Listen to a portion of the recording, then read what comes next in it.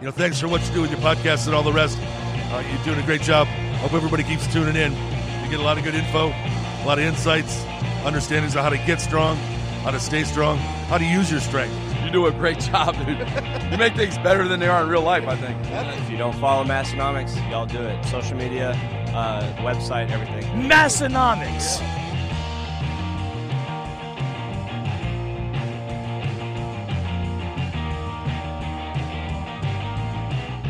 And we are back for episode 431 of the Massenomics podcast, dubbed the lifting podcast about nothing, recorded live from South Dakota. My name is Tanner. And my name is Tommy. And lifting and drinking is all I know. What would Huck Finn Barbell do again? Strength Co plates are made in the USA. I think about a lot that my Strength Co plates are made in the USA. They could have been made anywhere, but they're made in the USA.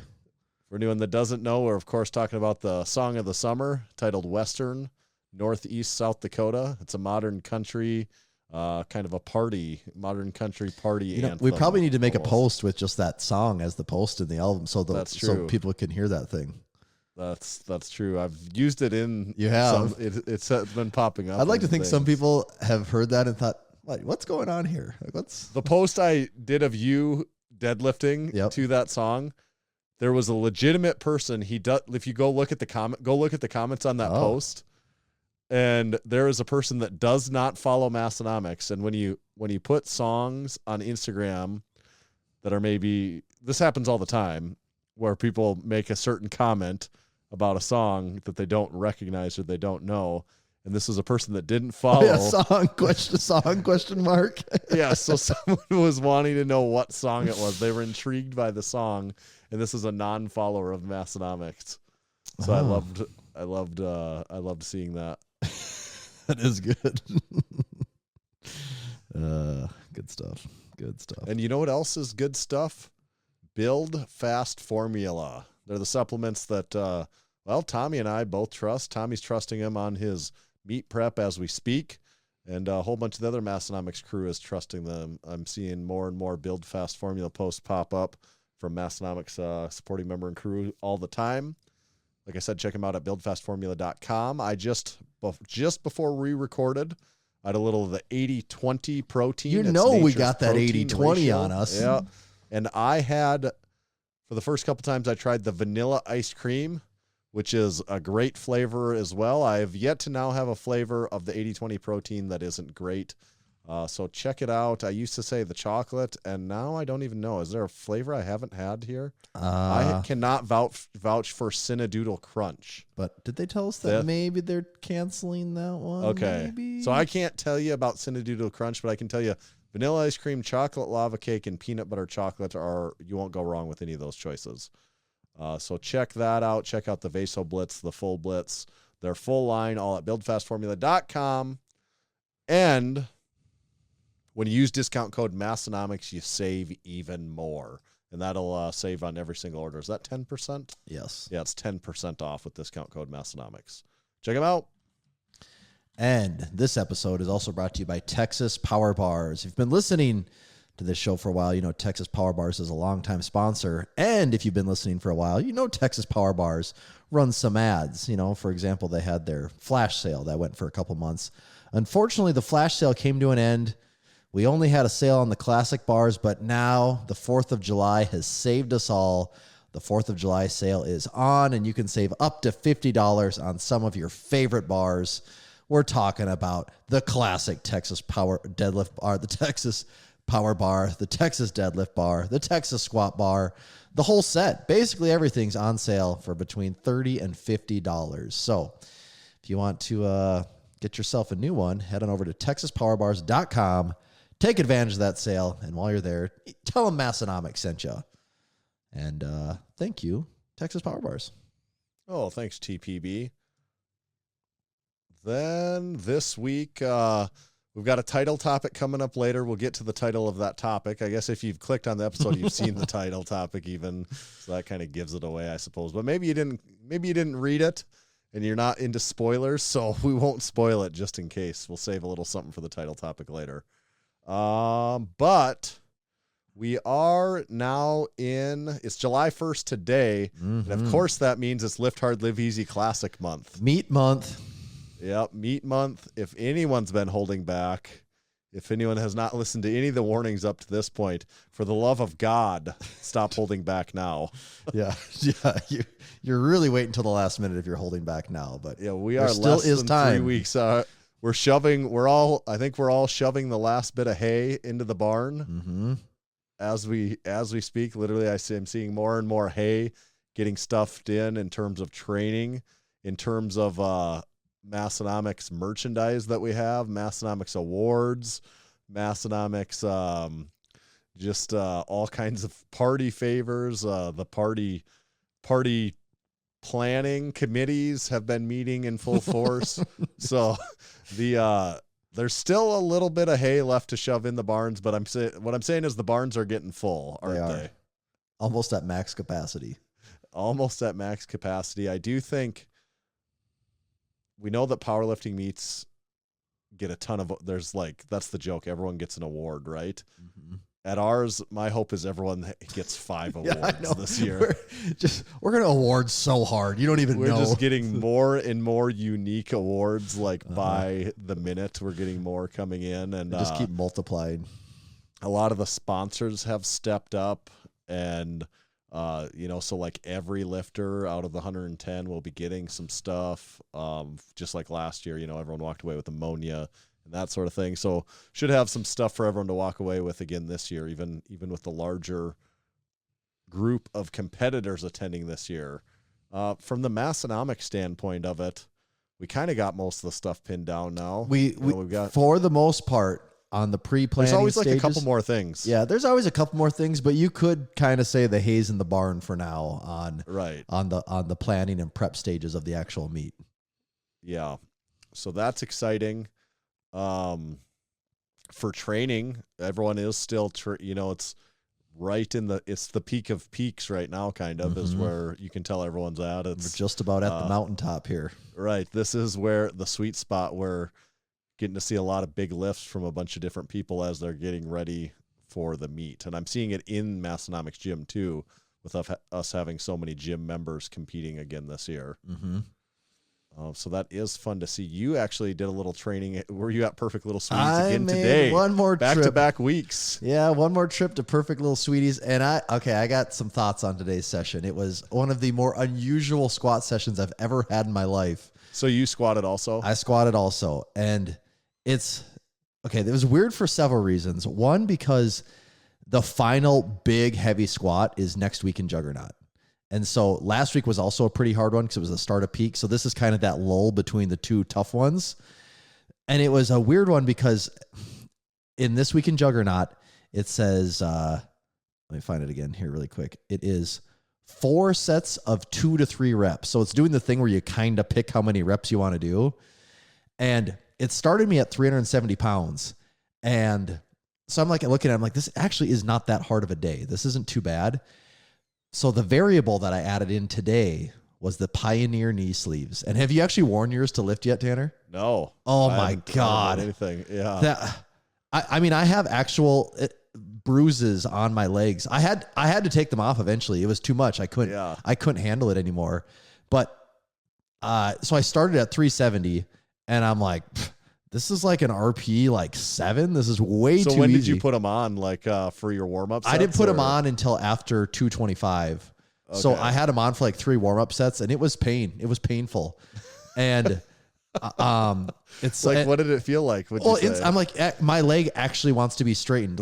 For my first thought is I can't believe these are legal anywhere because they're so heavy duty. You can feel it pushing your leg straight. Was it hard to get on compared to the SPD? I'll say this. I have medium SPDs. Well, it's different though. It's different because my SPDs are just tight around everything where these are extremely tight on the band, the opening and closing band, the ends, extremely tight on my calf and extremely tight on my quad. Over my knee, it's I don't even know if I feel anything over my knee, actually.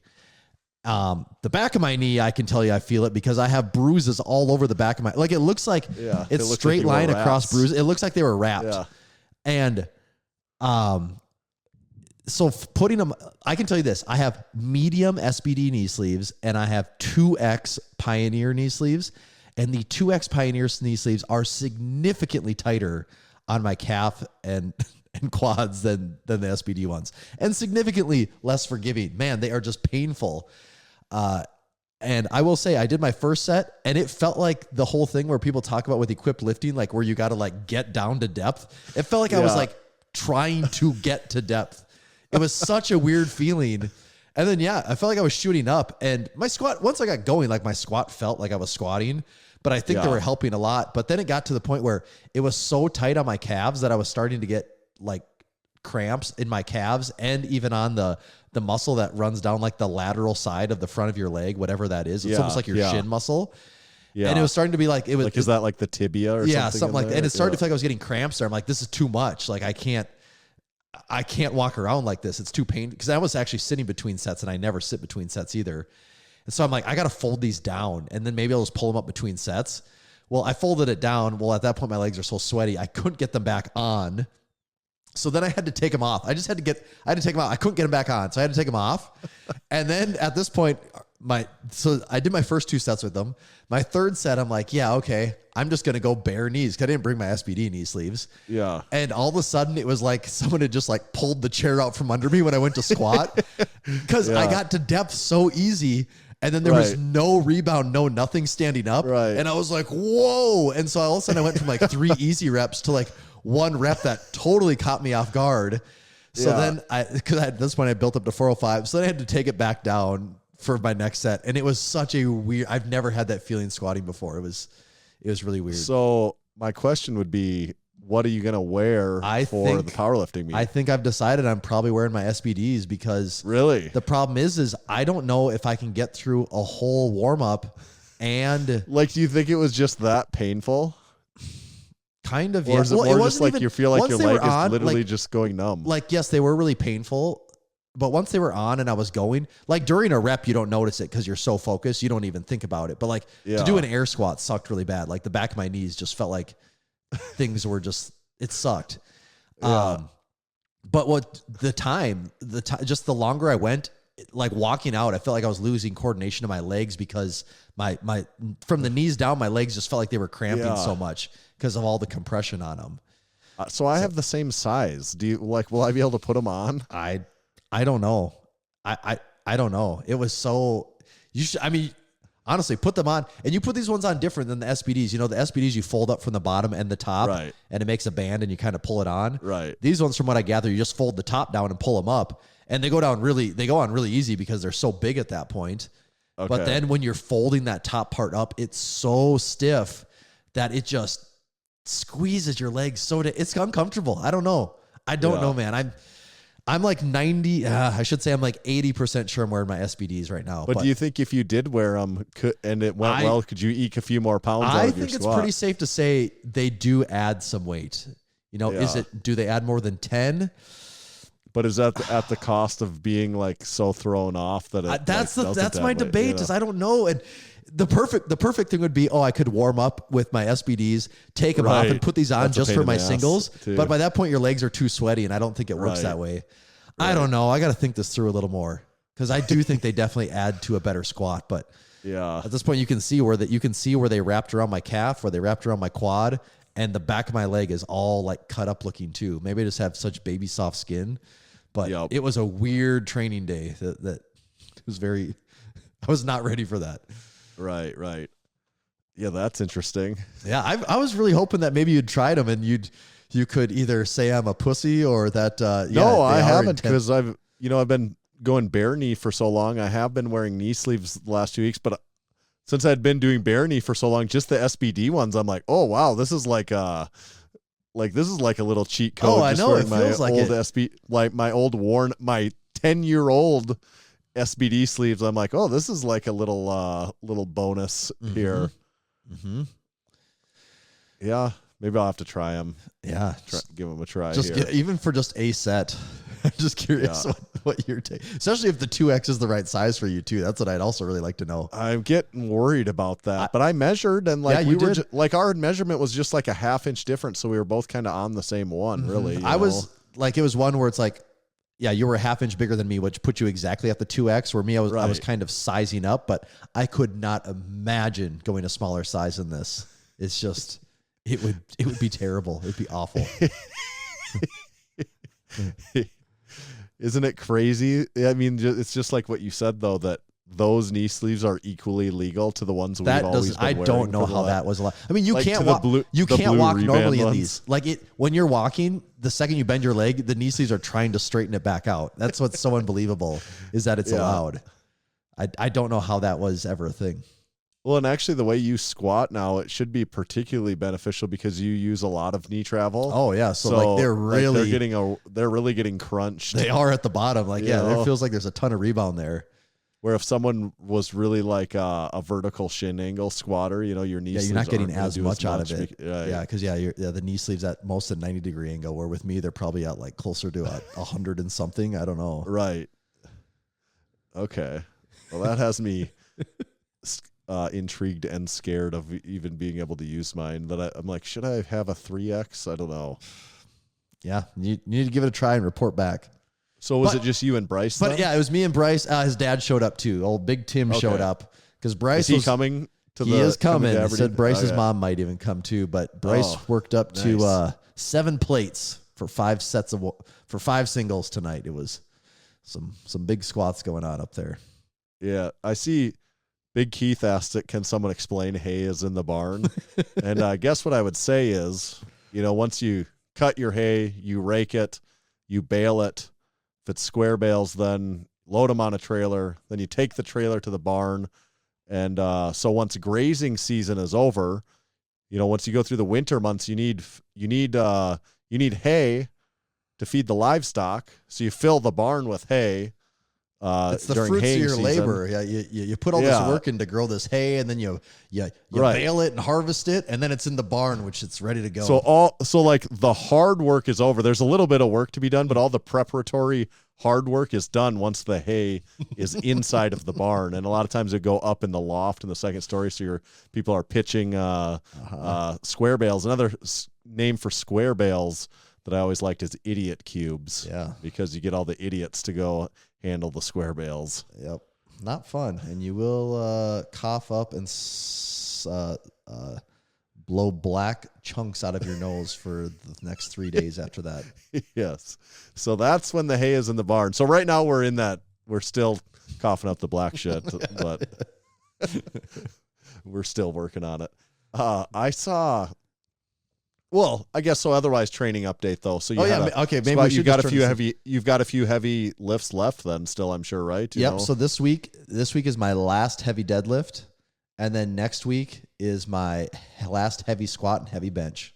So what will your deadlift be? Do you have any idea? This week, it's showing like 465 ish, and so if the day's feeling good, that number could go up by. Yeah, it could be like 475. So if we're gonna talk training update here, quick. I will tell. I was back in Aberdeen this past weekend, and me and Ryan were talking deadlifts. Flying Ryan, yes, we were talking deadlifts for a while, and I said that this past Friday was the first time ever in my life that my deadlifts felt like they just had pop to them. Actually, was that when you did the one you posted there, where it? That was my single, yeah, and like that felt pretty damn good. Yeah, but then my back down sets were like, it was like 365 for I think 4 sets of 3.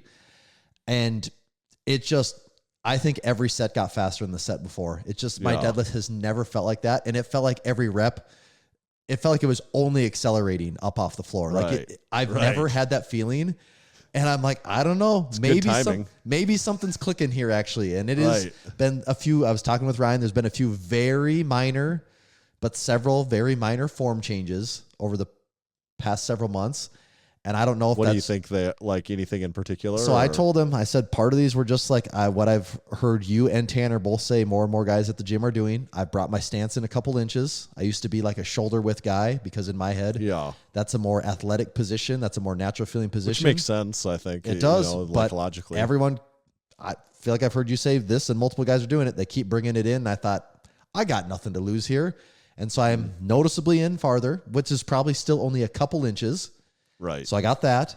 I've also put the belt up about 2 inches higher. So my belt, when I squat, it sits basically over the middle of my belly button. Now the bottom edge of the belt is kind of right at the top of my belly button, maybe even just a bit above. So, that's a couple inches up. And I don't know if, someone a little on the taller end, if that just helps you be in, whether it helps starting position or what. But I feel like I'm just flat backed the whole way through. I feel like I'm just in such a good position and it stays. And I just feel like for the first time I have pop off the floor. It just feels great. And I don't know, maybe it's just different approach in general. I'm not sure. I don't know what it all is, but for whatever reason, deadlift has never felt this good before. Well, I thought, wasn't it like 455 you did for a double? I did that for a double, yeah. I thought that looked really good, that I'm like, oh, that looked easy. I'm sure it does, in the time it doesn't feel easy. Yeah, it didn't feel easy, but now especially, now that I've had some easy. time and I've looked back on that video, I'm like, man, that looks even easier reviewing it. So I know the higher belt position on deadlift, Ryan used this analogy that he got from George Lehman, and I don't know if this, if this is exactly accurate or not, but you can glean some sense, make some sense. But if you've got a twig, if you think of you're your back bend as it a on stick, right, and you're going to bend on each side, where does it want to break at? Is in the middle, not like the bottom third where people typically put their back. Yeah, I remember him saying that, and I always thought that seemed dumb. That came from George Lehman. It does, yes. It probably came from someone besides that, but I know that's where he and I and others have heard that. And if you before. look, so like if people don't know, go look at videos of George Lehman. I mean, his belt is like over his sternum, just about. It's like right under his pecs. Right. And I don't. Does Ryan put it that high? He doesn't put it that high, but he puts it pretty high. And Larry kind of played around with going that high too, didn't he? Yeah, the other Sergeant Anderson at the gym does that too. See, and I've only gone up so I'm not even close to that still. I've raised like maybe 2 or 3 inches, but I don't know. That might help my starting position just enough. So whatever it is, it's feeling good right now. I don't wear mine that high, but I do wear it higher than I wear on my squat. Okay. See, and I've never done that. Like this is the first time I've ever done my that. rule of thumb on deadlift is I wear it higher and looser. Not loose, but looser than on squat. A notch or two. I wear it lower deadlift. and just about as tight as I can go. Mm-hmm. And on deadlift, I'm like a notch pulled back from that. And just to the naked eye, you might not even think about it being that much higher, but it isn't a high. It's really the way it sits on my gut. It's more on top of it. Mm-hmm. Whereas in the squat, I want it like completely like maximum compression when you're at the bottom of the hole there. Right. That's my personal. I do think for anyone and everyone that is a personal preference thing. I wouldn't say whatever we're saying is right or wrong. I do think that is more like a personal preference thing. But as a general rule of thumb, I always like it a little looser and a little higher on deadlifts, because if it's too tight, I have a really hard time getting that air at the bottom. Yeah, the starting position. And that's where I fought with that for years. Is I kept thinking, okay, it just needs to be as tight, because squat it was tight as possible, and then deadlift. Right. And it just I never felt like even the starting position felt good. And for the first time, even the starting position feels good. So, right. So you'll have a heavier and then you said so do you have a bench that's will be above the 315 that you did then? Actually, next week, I probably do next week. It won't show me those numbers because it's a week away. But yeah, in theory, I would have one that probably like 320, 325, I would guess. Yeah. I would guess I watched that 315 again, and I'm like, that looked really easy. It did feel, that was one that even surprised me because it felt better than I thought, and it's been a long time since that's felt like that too. So yeah, we'll see there. But so it's really all going pretty well. I mean, yes, it is. It is. And now I can really see the light at the end of the tunnel, knowing if I can get through, deadlift's always been the big hurdle for me. So if I can hit my deadlift this week, that's a lot of momentum. And then next week, it's just like basically 2 good days. And then we're in full on peaking mode. Well, actually, that's when stuff really starts to drop out. Then, it starts to taper off. So that's the hardest work has been done, I believe. Do you think it's true that the meet doesn't really start until the bar hits the ground? I know it's true. And that's the worst part of it, is that the meet does not start until the bar hits the ground. So when it's your least favorite lift, you're like, it's like Larry says, all right, you get done with bench. All right, let's just pack it up, go home now. Yeah. See, I always loved the format of the meet because I'm always like, yes, thank God, let's get the squat over first thing in the morning. bench, I'm more into that. All right, cool. And then let's end with deadlift. Like whoever set that order up, I'm like real glad that they did it that way. I'm like on the exact opposite scale where it's like favorite, next favorite, least favorite. Just the day I would gets worse as it goes. that. Like being like, all right, fuck yeah, it's squats, and it's like, oh great, now that's over. Like like for me, it's always been like this gradual ramp up of like excitement of the lift almost. Although even being a better bencher than a squatter, bench is certainly more boring. Oh, it is. But also, can you imagine if the meet started with bench? Like that would be people would be like, oh God, a real snooze to start the day. Yeah. You have also been hitting some pretty crazy lifts over there. Most of my training is going good. I am having some stumbles, but my lower body stuff is kicking butt right now. I deadlifted Sunday, and my top set of 5 from the floor was 585. Yeah. And I did 577 the week before, or 2 weeks before. Mm-hmm. So then a little bit lighter one. And I did have it in the schedule that next week would, if I'm feeling good, would be one heavier week again still too. I have the option kind of where, like this week, where if I feel really good, which I have been like every week, I feel like I have my training load at like dialed in right now perfection. where I just feel like I'm recovered. Like I can do hard shit and still be like, not like I can't be doing 5 sets of deadlifts right now. I'm doing like one real hard set of deadlifts and a couple like, meh, like you could phone it in. I'm trying not to phone it in. I'm trying to move them with intent and stuff. But so I might have one heavier deadlift yet than that. But I did do 585 for a set of 5, which I've only ever done 2 other times. So that's like tied for the. That's kind of crazy to think about it though. Yeah. Yeah. So the heaviest I've ever done, I think I said it before, is 600 for a set of 5. So that would be really cool, but I'm not real sure that that's what I'm going to, because I'm not going to do something stupid.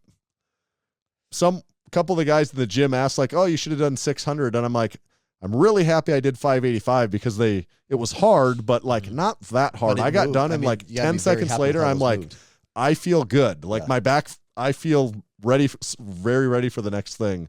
So I'm not going to sell my soul right now because I could get 600 for a set of 5. I'm positive of it, but I don't know what it would be at what cost. And I do not have that many at what cost training days in my body. Like I have almost none of those.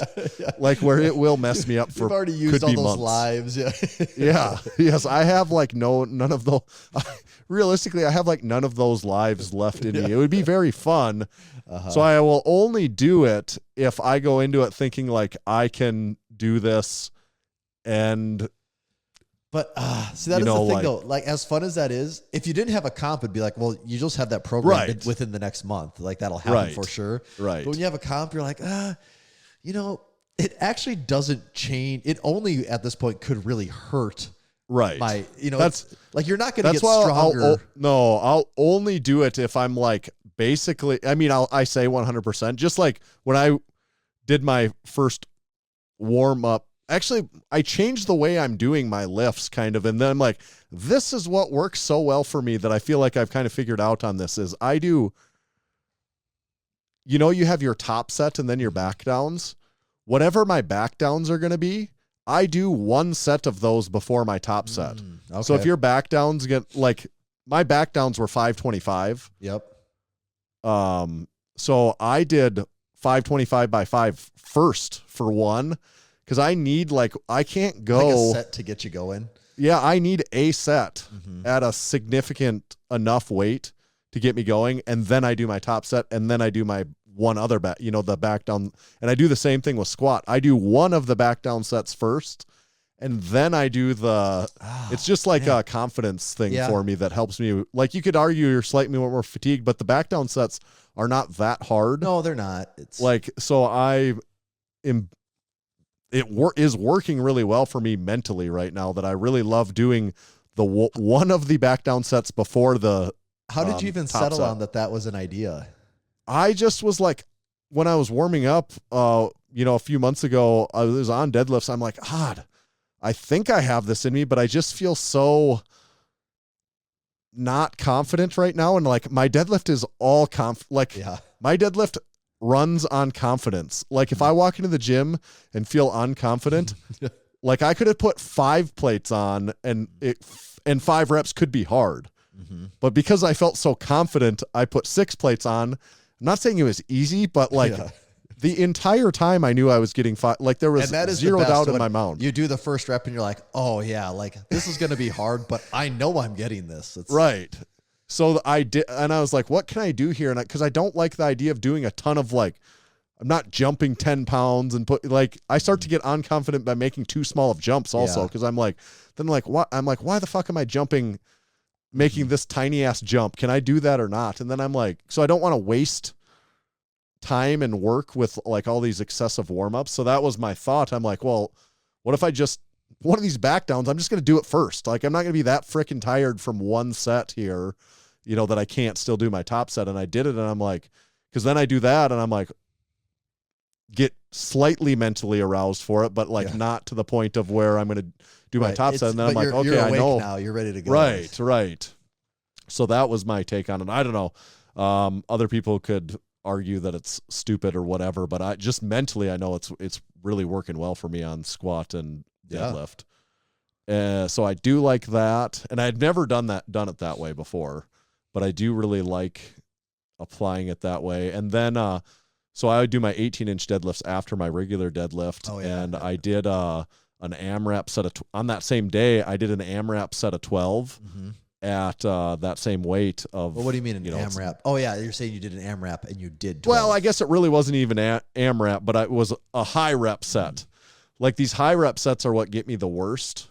So I've only been doing those once a month. And I did my high rep set I did more reps than I've ever done on it before.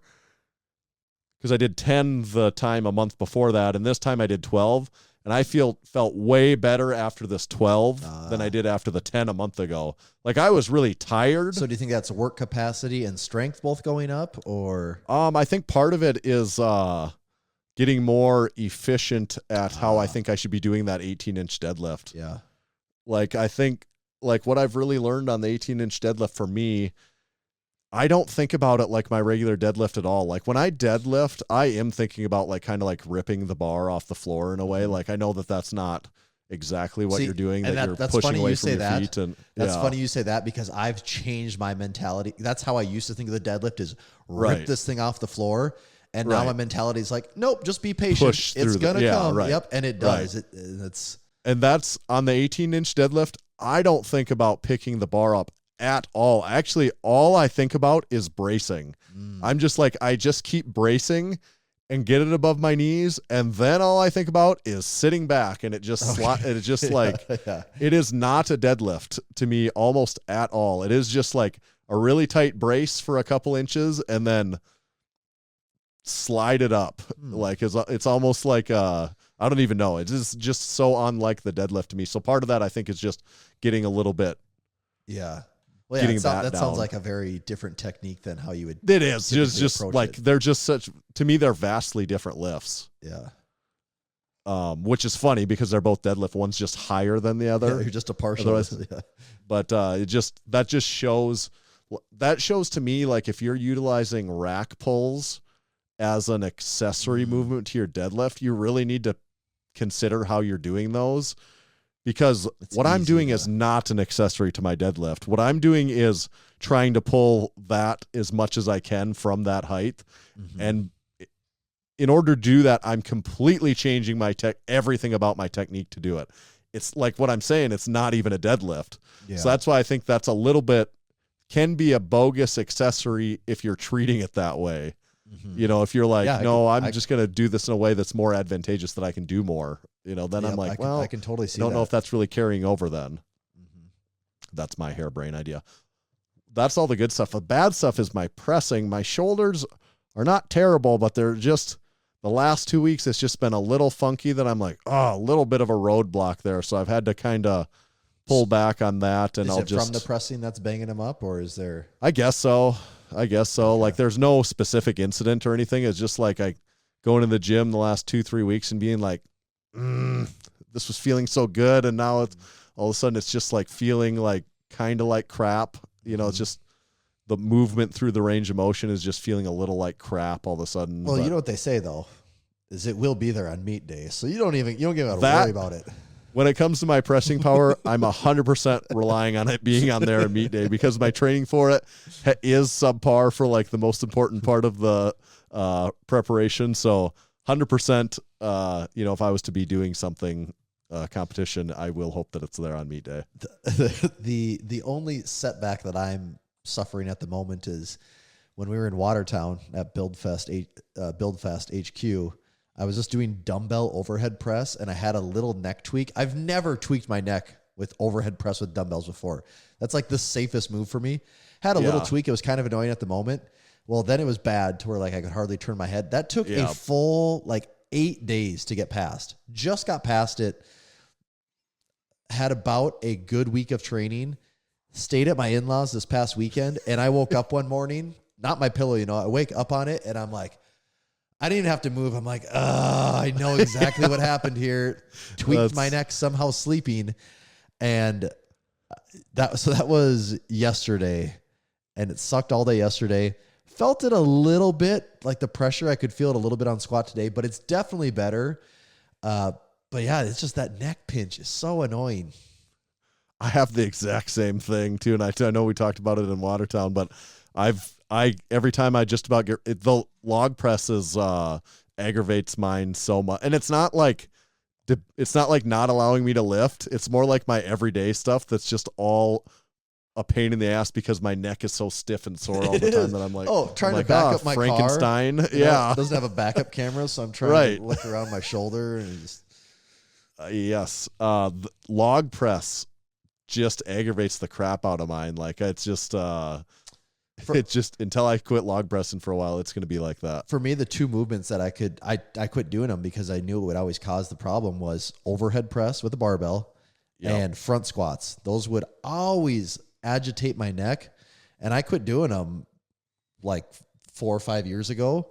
And then I added them back in the last couple of years, and I've never had an issue once. And then all of a sudden, this dumbbell, it's like 45-pound dumbbells, nothing crazy, and just 45-pound dumbbell overhead press. It just instantly I felt it, and now I'm fighting it. Yeah, yeah, the whole neck tweak.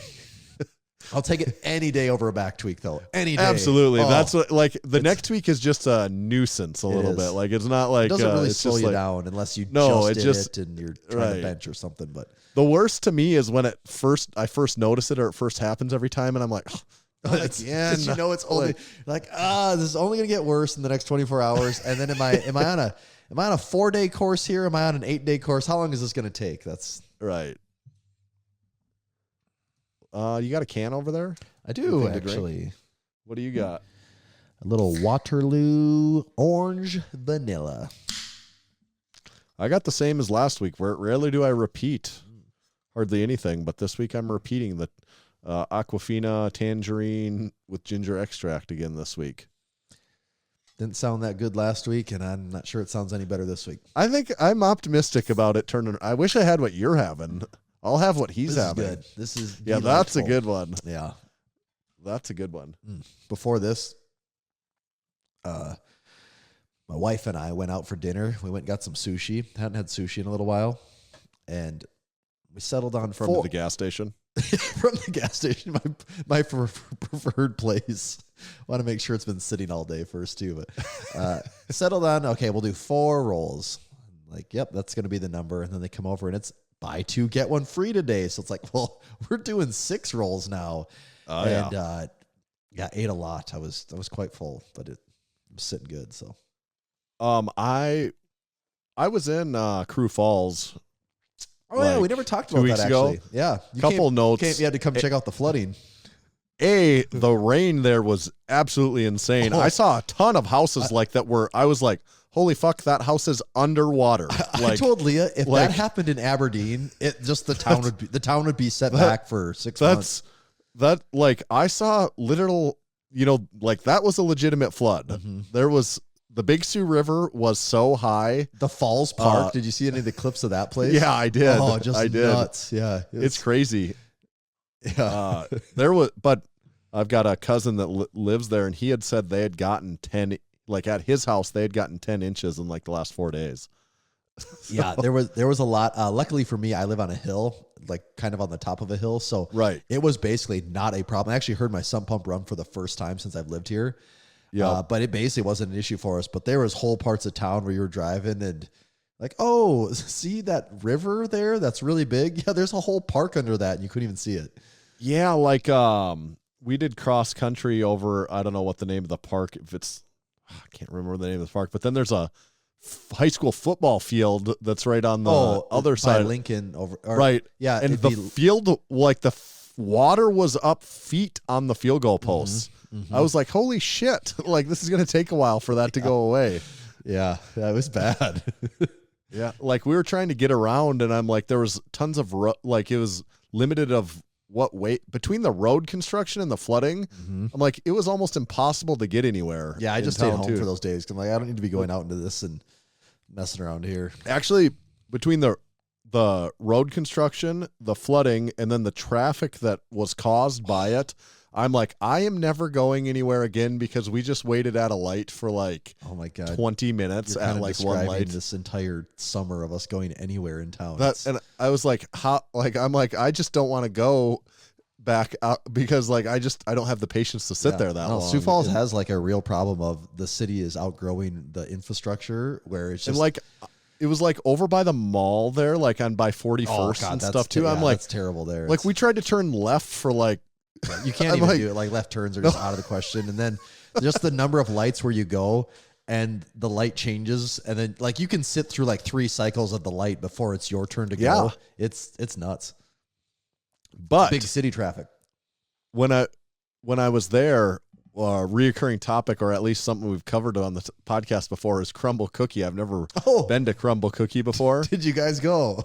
We did. We went. Let's see. I think it was just Jack and I at the time. We went because we were at the sports cards store. So is this the one by the mall that you were at, or yes, okay. the one right in front of the mall, Yep. that's where I was like. By the time we got that, I'm like, we are getting the hell out of here, and we are not coming back to this part of town at all. Like, which happens to be in the same parking lot as a Chick-fil-A, so it also only adds to the craziness. Yes. But so we did the 4-pack. I actually, because I'm watching my girlish figure, I had a Crumbl of a Crumbl cookie.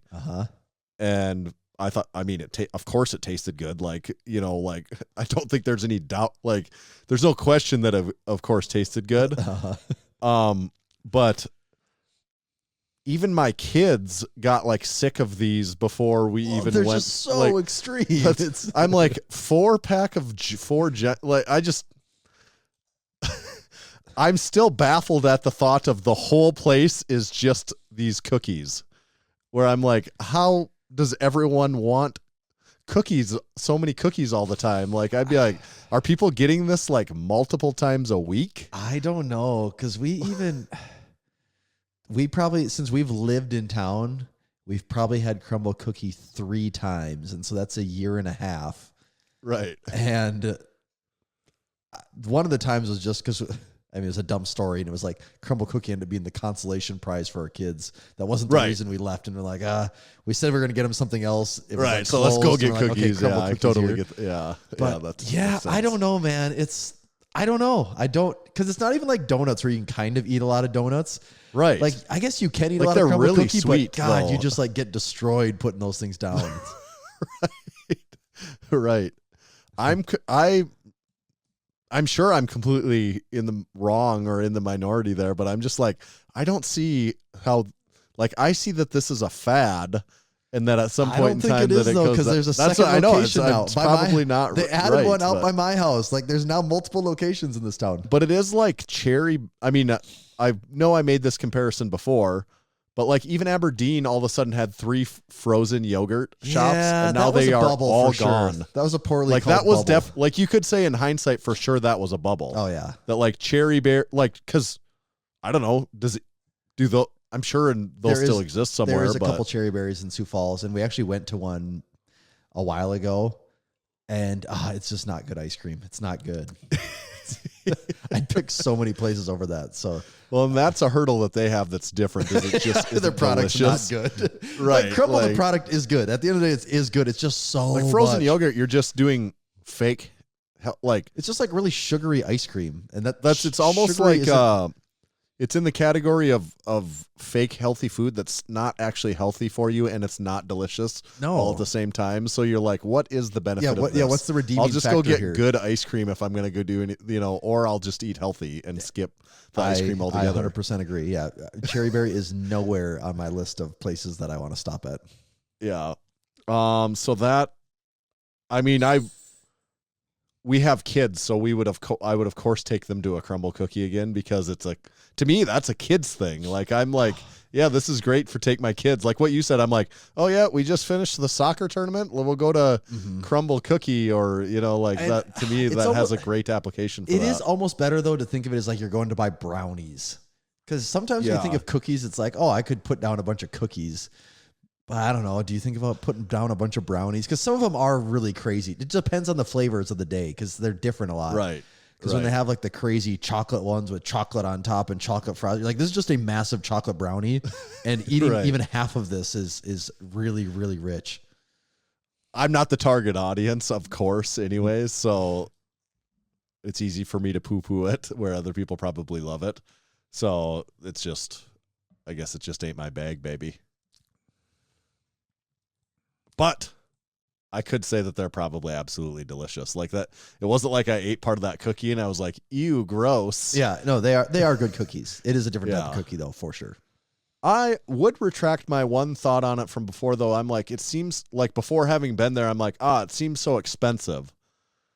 And now What are actually, they, about $4 a piece? $5? I think we got a 4-pack. It's almost like a long donut box, and it was like $16 or $17. So yeah, about $4 a pop. And I'm like, really, for what you're getting? And I'm comparing it to anything else you buy anywhere all the time. I'm like, really, this does, like, for as much as you're getting there, like, if that's what you want, I'm like, this is not that bad. Like, I'm almost like, this is reasonable. Even if you look at like a per calorie basis, it's actually not too bad from a calorie breakdown of. I mean, it's the no sheer number of Costco chicken calories. bake, but like, the sheer then number again, of what calories you is? get for $16 is quite a bit.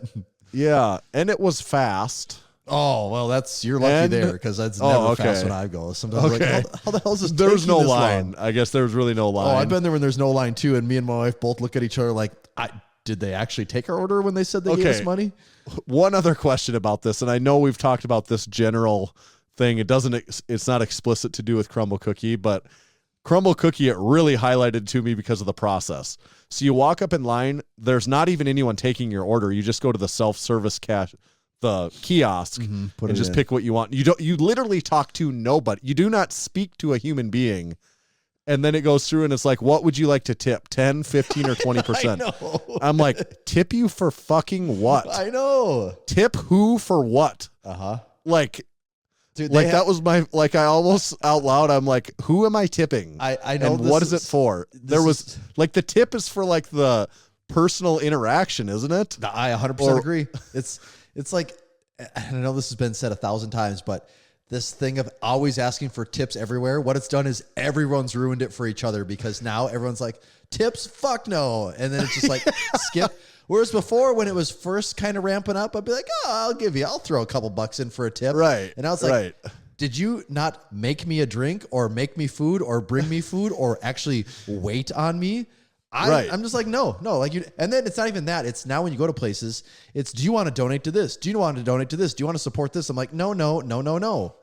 That's Someone told me the rule, like, if you're not sitting down at the place, of a food place, it's not tip worthy. You know? that, It's or like, if you're not like sit- getting drinks, like I get it. You're a that's server. different. You operate off of.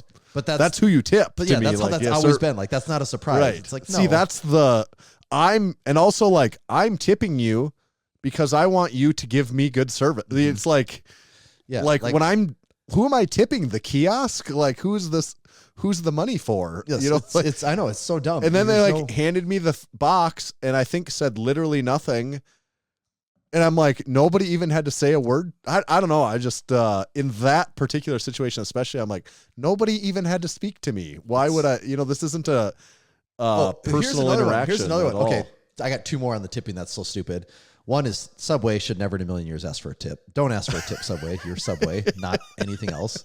So please don't do that. So dumb. I always hit the Just no. be lucky I'm giving you money for this sandwich. Yeah. It's like, let's just take whatever thought you needed for tips and just think of a way to make this food better rather than just being the only option in certain areas. So that one. And then Scooter's Coffee. Okay, Scooter's drive-through. There's Aberdeen has one. There's several in Sioux Falls. It's just another it's a drive-through only coffee place. And what's so crazy there is before you even get your coffee, they'll ask you if you want to add a tip on. It's like, I haven't even got my thing yet. Why? And I haven't seen it being made. I have no idea what I'm getting. Why? How do I even properly assess a tip when I don't even know what I got, man? Right. It's so wild.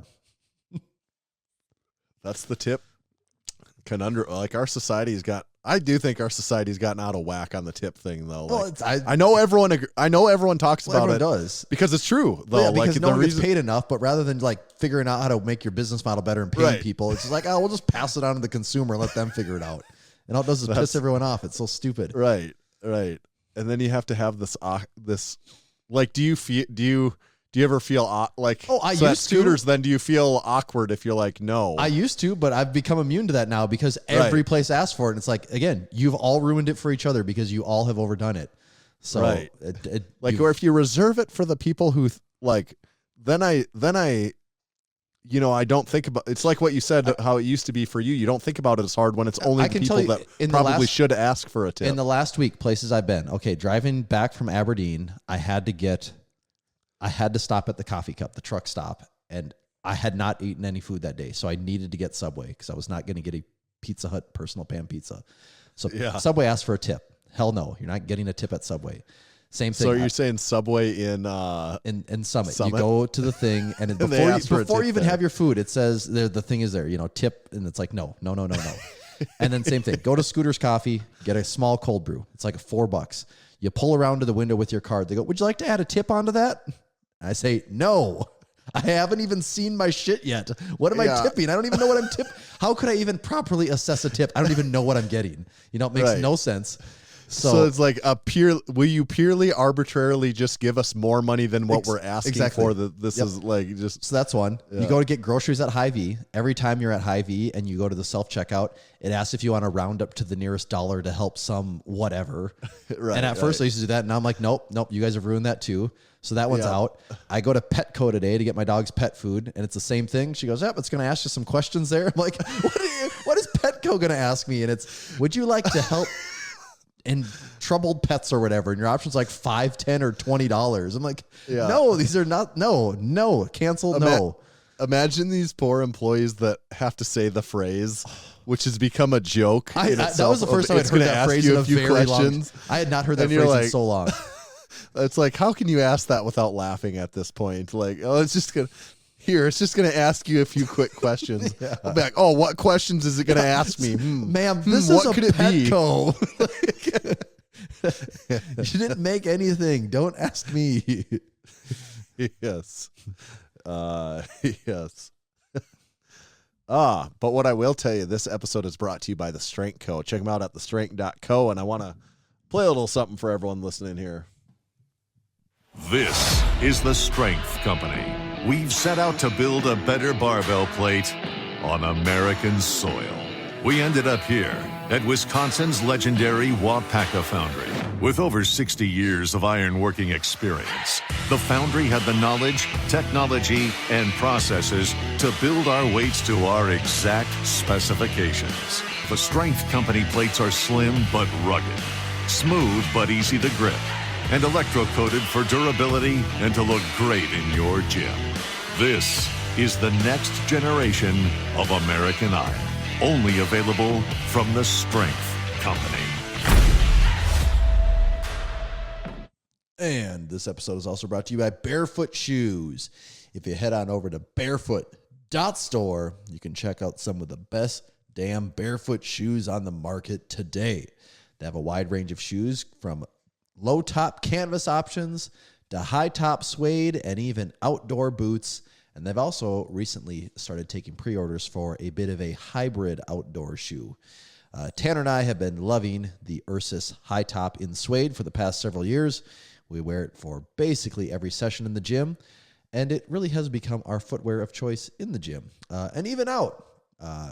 Barefoot shoes are like the only shoes that I wear anymore, pretty much. I hardly ever wear shoes. I work from home. I lift from home. The number of times I have to wear shoes are pretty minimal, but yeah, barefoot shoes are typically. I've been really thinking about getting a pair of the slip-on, whatever they're called. So I'm hoping this is still part of the ad in case anyone's wondering, but I believe they're coming to town for the meet, right? I think so. And I was really hoping that depending on what they have for inventory, get my own personalized try-on session and see if I can pick out another set because I think I'm due for another pair of barefoot shoes. Either low tops or slip-on is the way I'm thinking right now. Something for these hot summer months. Yep. So if you want to get in on the barefoot revolution, head on over to www.barefoot.store. And while you're there, make sure to use code Massenomics to save 10% on your next order. Barefoot.store, code Massenomics, save you 10%.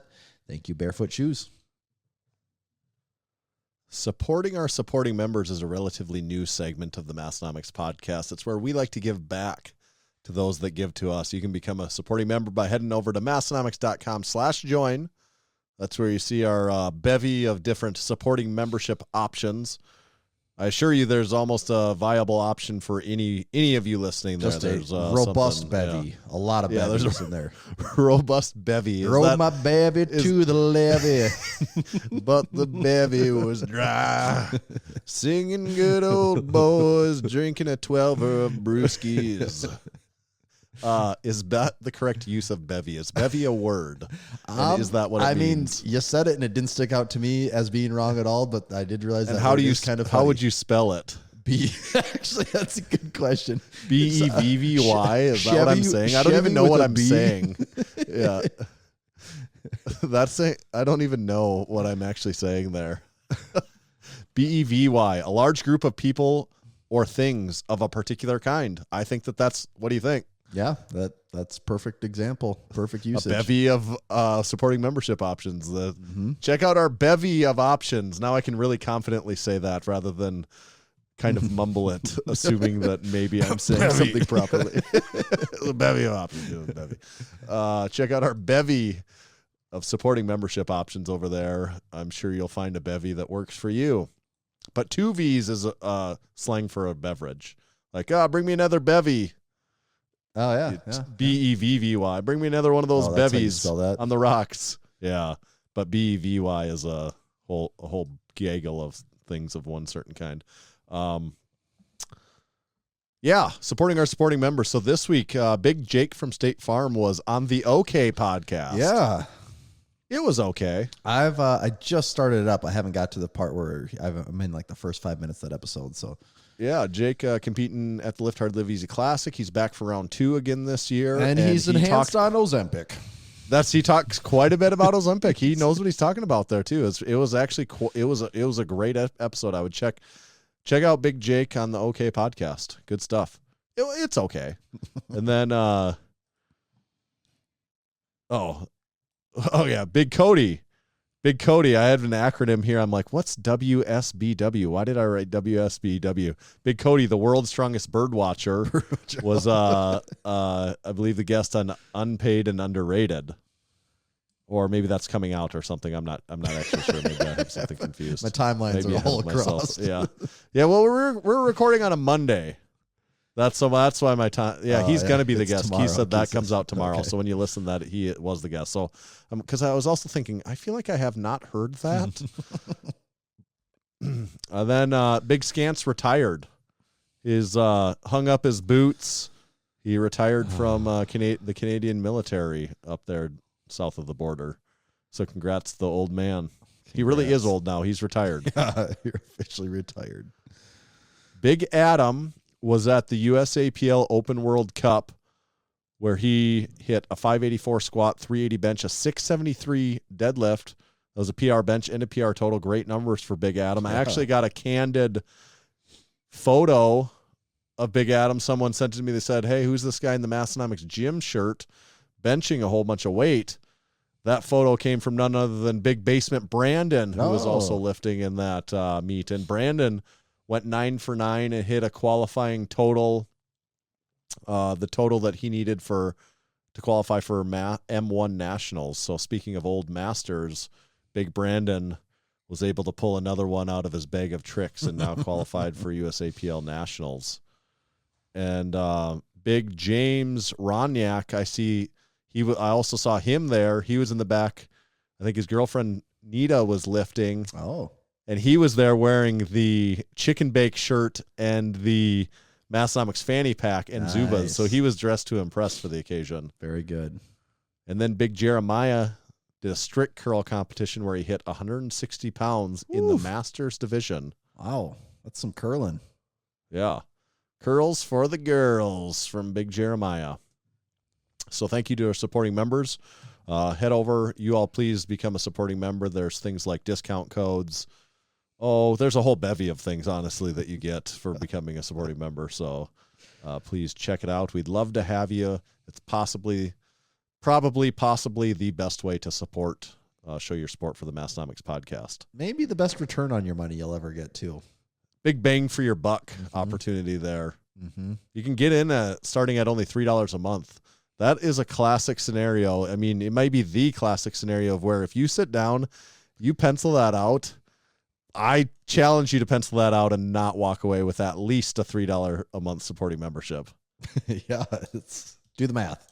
You do the math. Then should we go title topic? What do you think? I think so. What's an episode without a title topic at this point? Yeah. So title topic is a relatively new segment of the Massenomics podcast where we pick a title and then we evolve a topic around the title. And this week's title topic is, do you need a powerlifting coach? ? And the funniest part about this, said in like a Greg Doucette voice. Yeah. Do you need a powerlifting coach? You like PTSD on that. It's enormous. Are you enormous? You need a coach? The funniest part about this title is unknown to me when we were talking about this. Someone in the crew tipped us off, and I think Big Toby put it out there, is that this is the title of episode 55 of the Massenomics podcast. And we do know that now, and we ultimately decided not to change it because we thought it would be fun.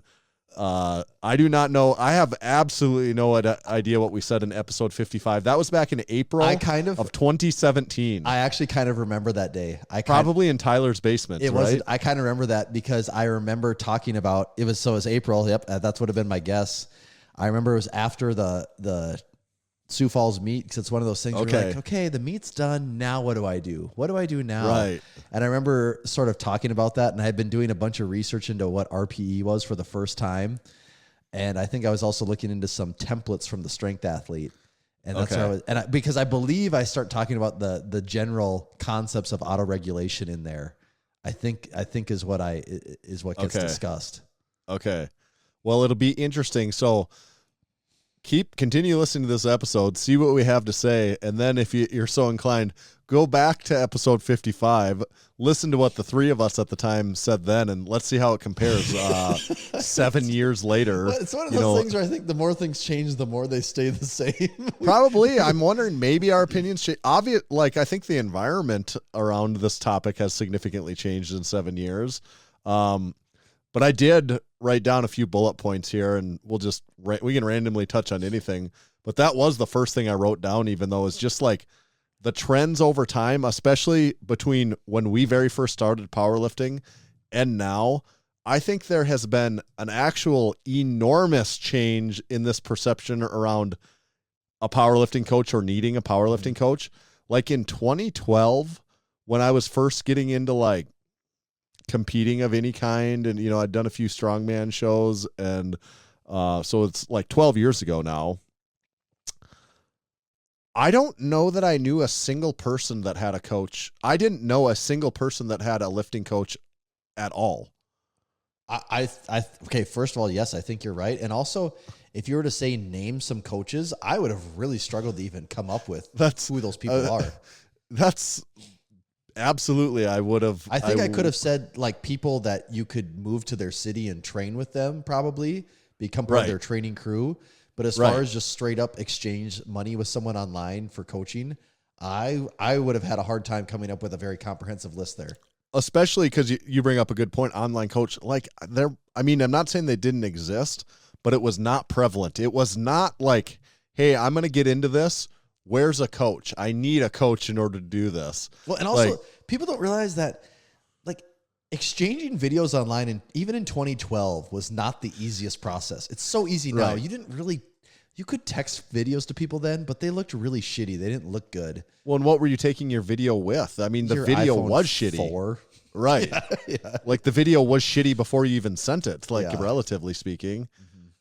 So I just like, that's my first thought on the whole thing. Like, I have bias because of what we did and what I did and what everyone I knew did. But see, I liked it so much that my first thing wasn't, who do I get to coach me, to teach me how to do this? My thing was, what can I read?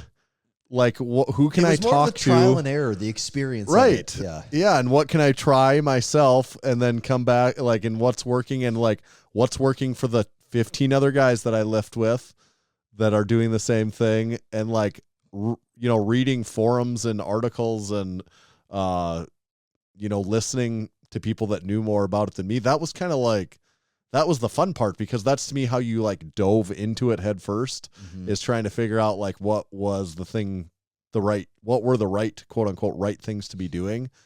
And I'm not saying that you don't do that if you have a coach, because you absolutely still could, but I think there's a difference in mentality of like maybe having it like kind of almost spoon fed to you versus, and I don't know, it's like I would get into it. I cautious to say that because I don't want to say it as like, the righteous thing to do is to teach yourself. It's not, and everyone is different too. Like everyone, like this is one area, and we're going to get into this, is everyone is wildly different in the way they want to learn things, the way they learn things the best.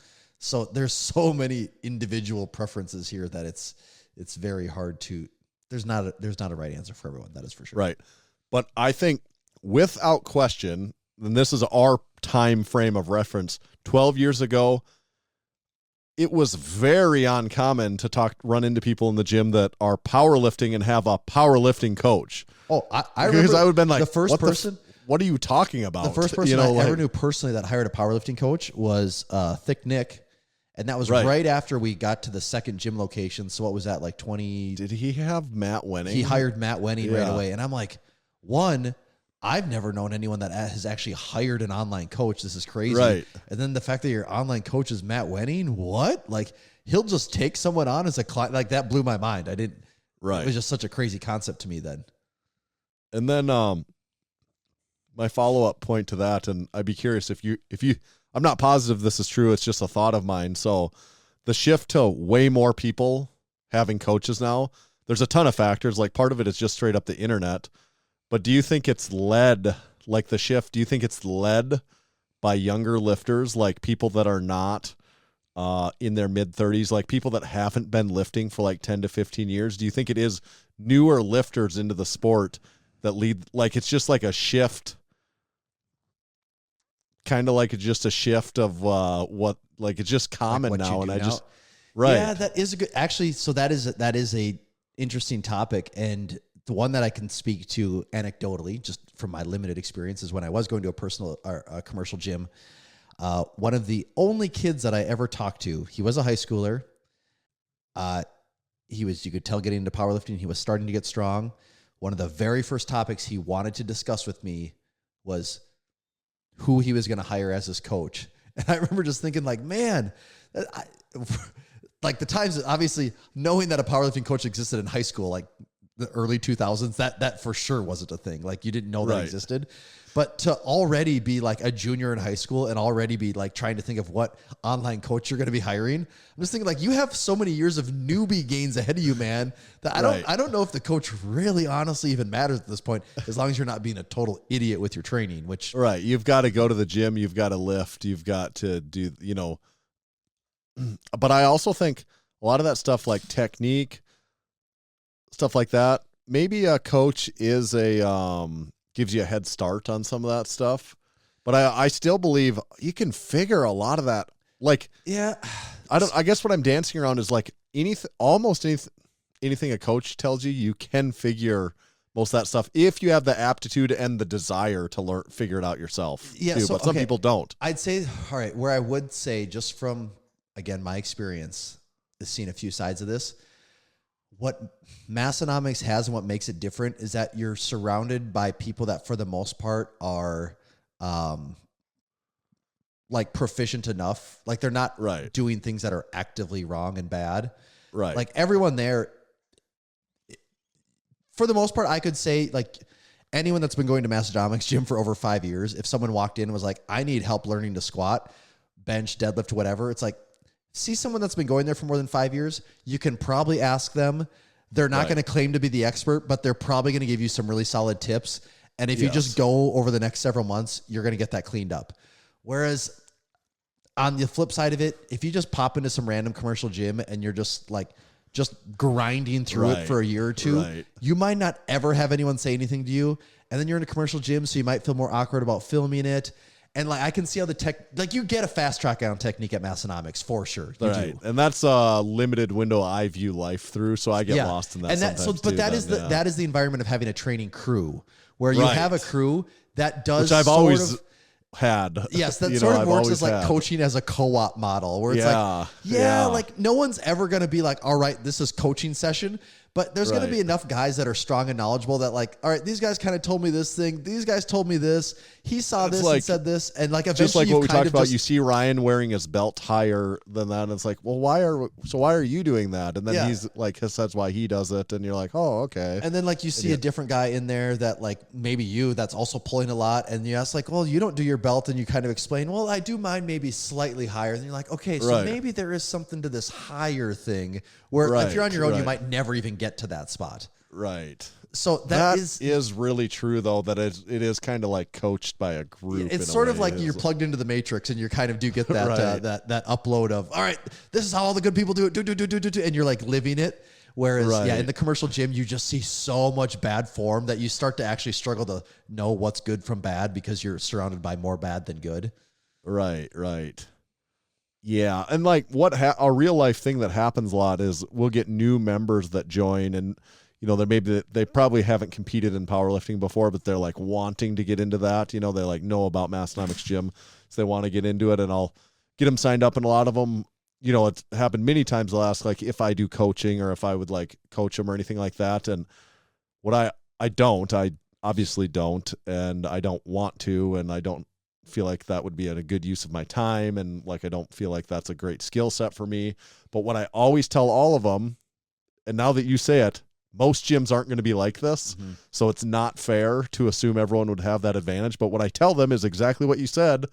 I'm like, if you just show up here repeatedly, week in and week out, and come and hang around the people that are here, you will figure out the answers to any question you possibly have. Like, it is almost as valuable as a coach because you have a whole crew of coaches that'll actually give you different, nuanced opinions between what they think. And you might start to feel like you pick up pieces, multiple pieces from a variety of different people. And I believe that that's true. And I've seen it work for a lot of people that have come there, but that's not the experience a lot of people are going to get at a lot of normal gyms. Yes, it's not. It's definitely not. But that's also like ties into kind of why picking where you lift matters a little bit. If you're not lifting in a home gym, but also even picking in a home gym, like that matters too. Like that does change things. I personally couldn't imagine if I was starting out on my strength journey being like, I'm just going to start in a home gym and see how that goes. Like, that's wild to me now after like the history I've had to think like that would be the starting block. I mean, some people definitely do it and they make it work, but that to me feels like you're taking the video game and putting it on the extra hard setting, like right from the start. Right. Yeah, that's true. One other thought I have, there's obviously way more coaches now, like over the last decade, there's way more powerlifting coaches that exist. Someone that would say, I am a powerlifting coach, way more. But there's also way more powerlifters. So part of that makes sense too. Just the growth of the sport. There's going to be more coaches around. Yeah, way more competitors. Yes. Right. There's just way more competitors. So there's going to be way more coaches. That kind of obviously makes sense. But what I see too, this is kind of a, not sure what my exact point is here, but there is this coaching pyramid, and I'm not saying it's a pyramid scheme, but it's like everyone that is a coach has a coach, and everyone that coaches, then the people they coach start coaching. And like at a certain point, I'm like, I know this isn't a multi-level marketing scheme because there's not money going up and down the funnel, but like there's elements of that to me. Almost like I'm like, why? Like it's like, why is everyone a right? And what really would make me think about that, even 5-10 years ago, I would think when I'd see these people that coach online, and I'm like, well, I know who your coach is, and I see that you're offering coaching, and it appears to be similar to the coaching that your coach offers. Why, if I'm going to pay for coaching, when I'm plugged in enough to know who your coach is and what you're doing, why would I not go to that person? Yeah, right to the source. Like, yeah, why would I not? And I always wondered that. That's always a theory I had. I'm like, price is are we talking a difference in price? Is the price that much different? Or is it someone that's local to you or not? I can understand how some people might prefer to have a local coach. That if you're doing the online I would totally get. That's a really good point. But if you're doing the online thing, at a certain point, you're like, why don't I just go to the guy that is the guy? Right. And has the pedigree. Because right. I know Dave talks about this a lot. Like he has his ranking for how you rank coaches, it's like, right. And okay, his criteria. What's your experience? Like, what have you done yourself as far as lifting goes? Like, what have you done as far as coaching goes? Like, who have you coached? Yeah. Like, what have been the results of the people you've coached? And like, he adds those up and gives you a score or whatever. And those are really important questions to ask. And some people can weight those, some people, they might put a lot of emphasis on a coach that has like walked the walk. Like if my coach doesn't have a 2,000 pound total, I don't trust him. And then there's other people that it's like, I actually don't care how much my coach has lifted. All I care about is the results they've gotten. And you see there's a full spectrum of that, of people on each extremes for how far they've taken those. Right. And that does go back to so do you want Brandon Allen to be your coach who's totaled 2,300 pounds? Was coached by Chad Wesley Smith, or do you want Steve DeNovi to be your coach who will be the first to tell you that, like, he's like, when we had him on, he's like, I've never really been able to lift much, but I've been able to coach a lot of people at a national level. But here's who I've coached. Higher, or world level even. Yeah.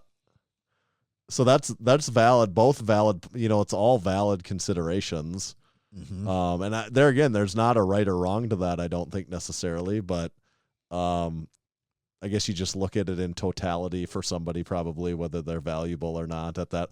But do you agree with me at all on the pyramid thing? I 100% get what you're saying, because especially with bigger lifters where because they'll say, I'm working with so-and-so for this meet. And you're like, that's a big time coach. You're a big time lifter.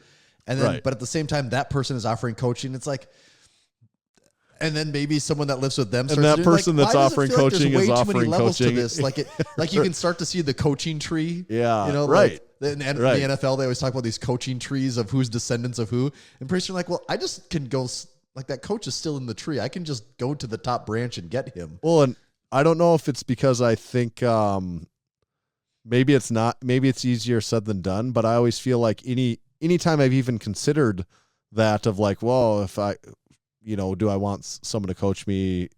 Like I always feel like the person at the top of the tree would have been accessible at least to some degree, that it's like, I'm just going to that person. Like I'm just going directly to the source. Think, but I guess maybe there is some people that are so big. Well, there definitely are some people that are so big they don't take new clients. So maybe that is where you get your foot in the door, is at a lower level. Right.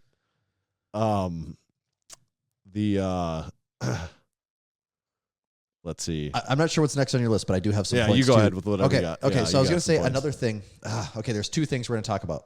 Two things that I want to hit on here is the changing landscape from the first time we had this conversation, and then some advantages of a coach, but also consider if these are advantages. So maybe we should know we've never actually paid for coaches, so maybe That's true. we are the wrong guys in this equation. That's we obviously have bias in the whole discussion, and I probably have a tone with the whole thing. Well, and I also don't think that either one is right or wrong. Like, I absolutely think there's lots of people that should have coaches. So I'm not knocking anyone that has a coach. I want people to know that.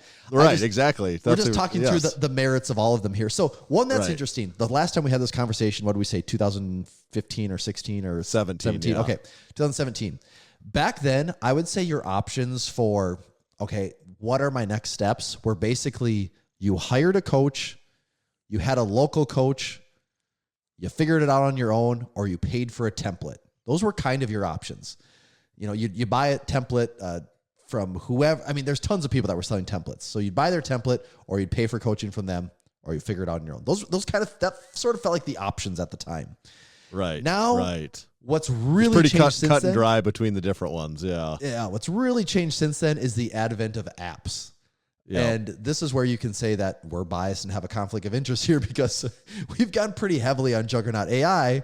Right. And what does that fall closer to? It definitely falls closer to a template than it does to a live coach, in the way that it's just, in a way, prescribing you reps. It's not giving you live feedback on your lifting, your technique, things like that. It's has a certain template in mind, and it's adjusting based off of the feedback you're providing it. And it also does have some flexibility in the framework, but it is much closer to a template than it is to a live coach. I mean, it's like a way better adjusting template. Yes. It's like there's formerly templates that were very cookie cutter, and this like takes that to the almost like the final degree, like the final form you can get of a template without having a person that's like, like really the biggest thing missing from like Juggernaut AI, or I don't know if you want to say like the RP hypertrophy app, or whoever you evolve, whoever you think you need to get your powerlifting app from. The biggest thing is, I would say, the live feedback of form. But also, correct me if I'm wrong here, Tanner, I don't know if it was Chad when he came to town. You know, we had so many conversations. Someone told us this, and I 100% agree with this. We've talked about this a ton offline. Is this concept that form is sort of, in a way, overrated. And I know, I could have swore it was Chad, but maybe it was somewhere else. He talked about how they'd have these seminars and people would show up and they just want to talk about form and critique form and look at my form on this and look at my form on this. And like, you know what the valuable part of the seminar is the part where we discuss your programming. That's what actually gets you stronger. They're like, I mean, I can critique your deadlift form, but there's people that are crazy strong and do it the way you're doing it, and there's people that are crazy strong and do it a totally different way. Like that's what everyone wants, though. Yeah, and that's what I said. I wish I could remember who we had this conversation with. I think we did talk about that with Chad. And he's like, there's all these people that they just all they want their seminars to be is just a form critique, and they're like, man, like that's not really like at a certain point. There's things you can optimize to a little certain bit. like. You need to have the basics. Yeah, like we need to make sure you're not doing anything wrong. Right. And like little anything things that's you can like do certain here. to hurt yourself. But like we're not all of a sudden going to make this little tiny tweak, and that's what took you from a 400-pound squat to a 600-pound squat. It's like, no, what took you from there is like you actually did good programming over the course of 3 years. Right. And you stayed consistent and you kept lifting that whole time. We're assuming that's a given at this point. But, right. But like that kind of does go back to the thing of like, I mean, I guess what emphasis do you place on form? And that's just, I don't know. I feel like the longer we've done this, the more you go to the gym, you see people of all sizes, strength and body types, watch IPF worlds, watch national level competitions. I mean, you'll see 1,000 different varieties of form. Well, people are all built differently. You know, they're all built differently and they all do it different. Lever lengths. I mean, just go to the Massenomics. There's people that look more efficient, and there's people that look like what you would say. Well, some people are built to be efficient at it. You know, like some people have the lever lengths that it's like, you know, their deadlift is going to look like. But even you and Ryan, okay, at your peak, you both have deadlifted around 700 pounds. I'd say you guys, and you both conventional deadlift. I'd say even as guys that are of comparable size have had a similar top end deadlift, same stance. I'd say most people would look and say that's a fairly different. Movement, like the way you two Ryan deadlifts more efficiently than I do. Like I think if you looked at the two, you'd be like Ryan's. That's what you would want to you know, you'd look at it and be like, yep, that's what I like. But People I'm would not look sure at it you and be like, ever that's what I want. Right. But that's the thing. Whether he actually is more efficient or not, like I could see you Right. could make that argument. Some people might say yes, some people might say no, but whether if you wanted to, I don't think you could do any amount of training in a million years to make your deadlift look like Ryan's. I don't think it's physically possible. Right. And that's like the biggest one to me is the squat, because I'm not capable, if someone that can do this perfect, like, just has the right combination do you think of in a million years your squat would ever look like mine does right now? I don't know that I physically can do That's that. what I'm saying. Like, that's what I'm saying. Like, I don't think so. right. Like that's no matter what, because of the length, like my back, in order for the barbell to stay over the center of my body, like I can't, it's just, you can certainly do things different, and your high bar is going to look different than your low bar, et cetera, and all that stuff. But to a certain extent, no, like no matter what, it won't. And I mean, we know, that that's true. Like, when you're around enough lifters, you're like, some people have that where you're like, oh yeah, that person was like born to squat. Like it just or looks to move like, in that pattern. Like they figured out the best pattern to do that. And so again, I guess tying this back to the coach thing is like, does the coach help you get your does the coach give you feedback to like move your technique to get it there faster? Maybe. I don't know though. Like that's not a given. Just because you have a coach, like that's not a given. So like, yes, maybe they do help you get to your optimal technique faster, or the technique that coach favors. But again, that's not necessarily saying that that's the right path either. Because it kind of goes back to the thing we're talking about. Like these things all come from experience from our viewpoint. Right. So the AI coaching really has changed that perception from us in like 24 to 17, because as we use Juggernaut AI, it kind of would I would say it almost like had completely scratched that itch for me, where it's like the more advanced programming that I would want from a coach. I'm like, kind of feel like I mean, you could get something different. Especially like peaking. Like that's something you don't get a ton of runs at. Or you could get a different coach and get someone to tell you something different. We know from but experience. it's argue about what is telling you something that's right or wrong. That's like very subjective. We've had enough talk with guys over the years that either do offer coaching or have hired coaching. And I mean, I've heard some people's peaking strategy. I'm like, I don't know much, but I'm pretty sure that is not how that's supposed to work. Like that's not how a peak should look. And that again is just, I don't know. It comes down to good and bad coaching, maybe. Right. Well, then that's a really good point, though, too. Like most of it, like a good coach is infinitely more valuable than a bad one, and that pretty much goes without saying. But it's worth saying that there's both really good and really bad out there, and probably price isn't the only way to, isn't Definitely always not the perfect indicator of that. Mm-hmm.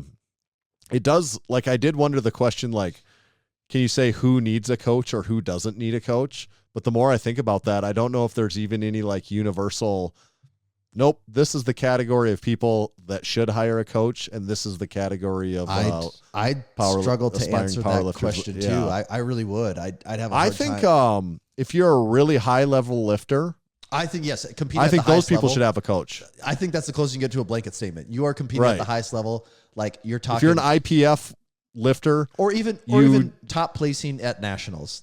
Yeah, right. Probably makes sense. You've gone past the stage of hobby here. You're very into this lifestyle.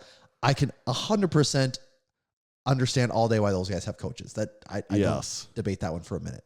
That is probably a universal truth. Mm-hmm. Beyond that, though, like if you just say a beginner, should a beginner have a coach then or not have a coach? And I'm like, I don't know. It depends on their factors. Who else are they training around? What do they want to figure out on their own? If we're going to pick stages, my blanket advice. Are you a beginner and should I have a coach? I'd say maybe try to find a powerlifting gym. I think that'd be the better advice, is like be in a better environment. I think that's the first maybe one. That's not possible for someone. Well, it's not for some. Yes, it's not for some. Right. So again, that's why it's just like the closest I can get to blanket advice, because again, it doesn't apply to everyone. But if you live in any type of major city, there's a good chance there's a powerlifting gym of some kind.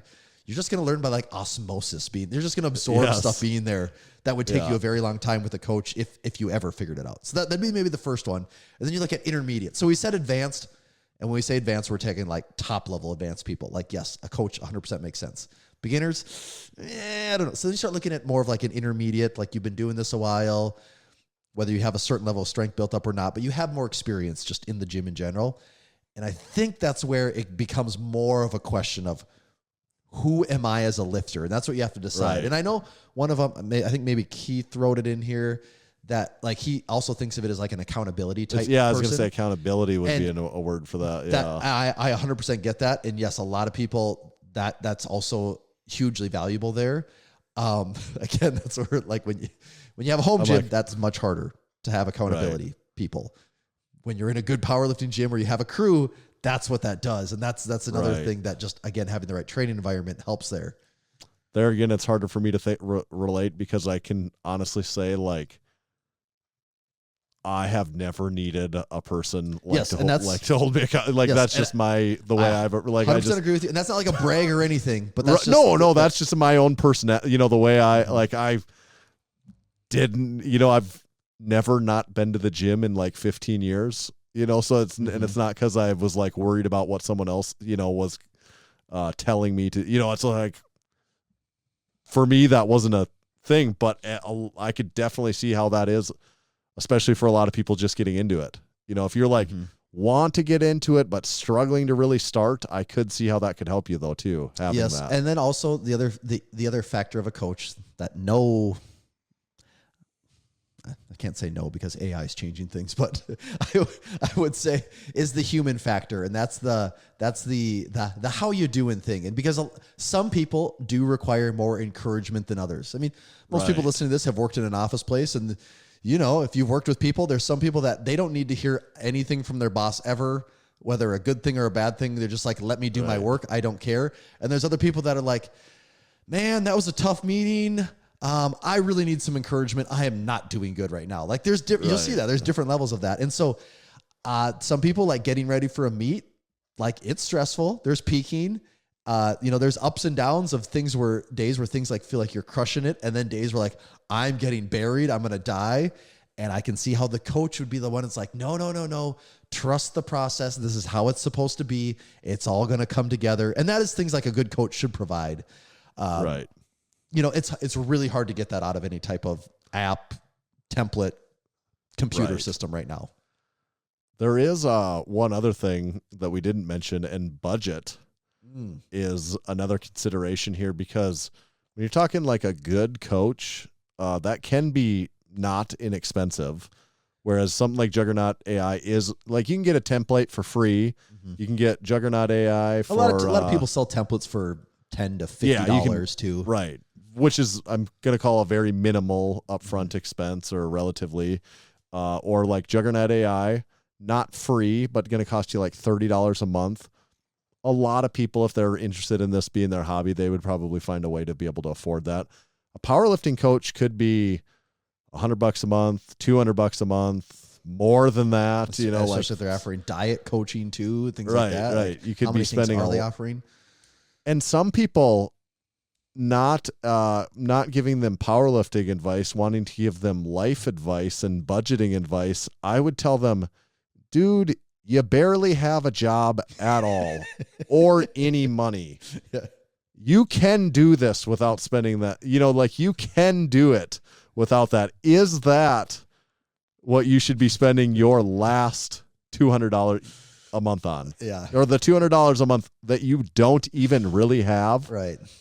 That would be a piece of advice I would give someone, is if this is that big of a strain on you, it may not be what your priority should be. And, I wouldn't give that unsolicited advice to someone in person that, unless they were really asking my opinion, because it's not my place. But that should be a consideration for people, is like, can I afford this right now? Like, does it make sense for me to spend that money on it? Yep. Can I afford it? And then here's another hypothetical question that I know is very high on my list if I was ever hiring a coach. This would be in the top 3. It might be the top question for how I vet someone. And it's, what type of programming are we doing here? Because there's more than one way to get strong. We all know that. But there's also ways that seem like they've been more optimal over the years. And so, if you're into conjugate, you're probably going to want to find a coach that coaches a conjugate style. Right. And if you're not into conjugate, you're probably going to want to do everything you can to steer away from that, because you're going to be checked out in a hurry. So, it's like, Are they offering conjugate? Like, is it more of a beginner program that's more just a linear progression?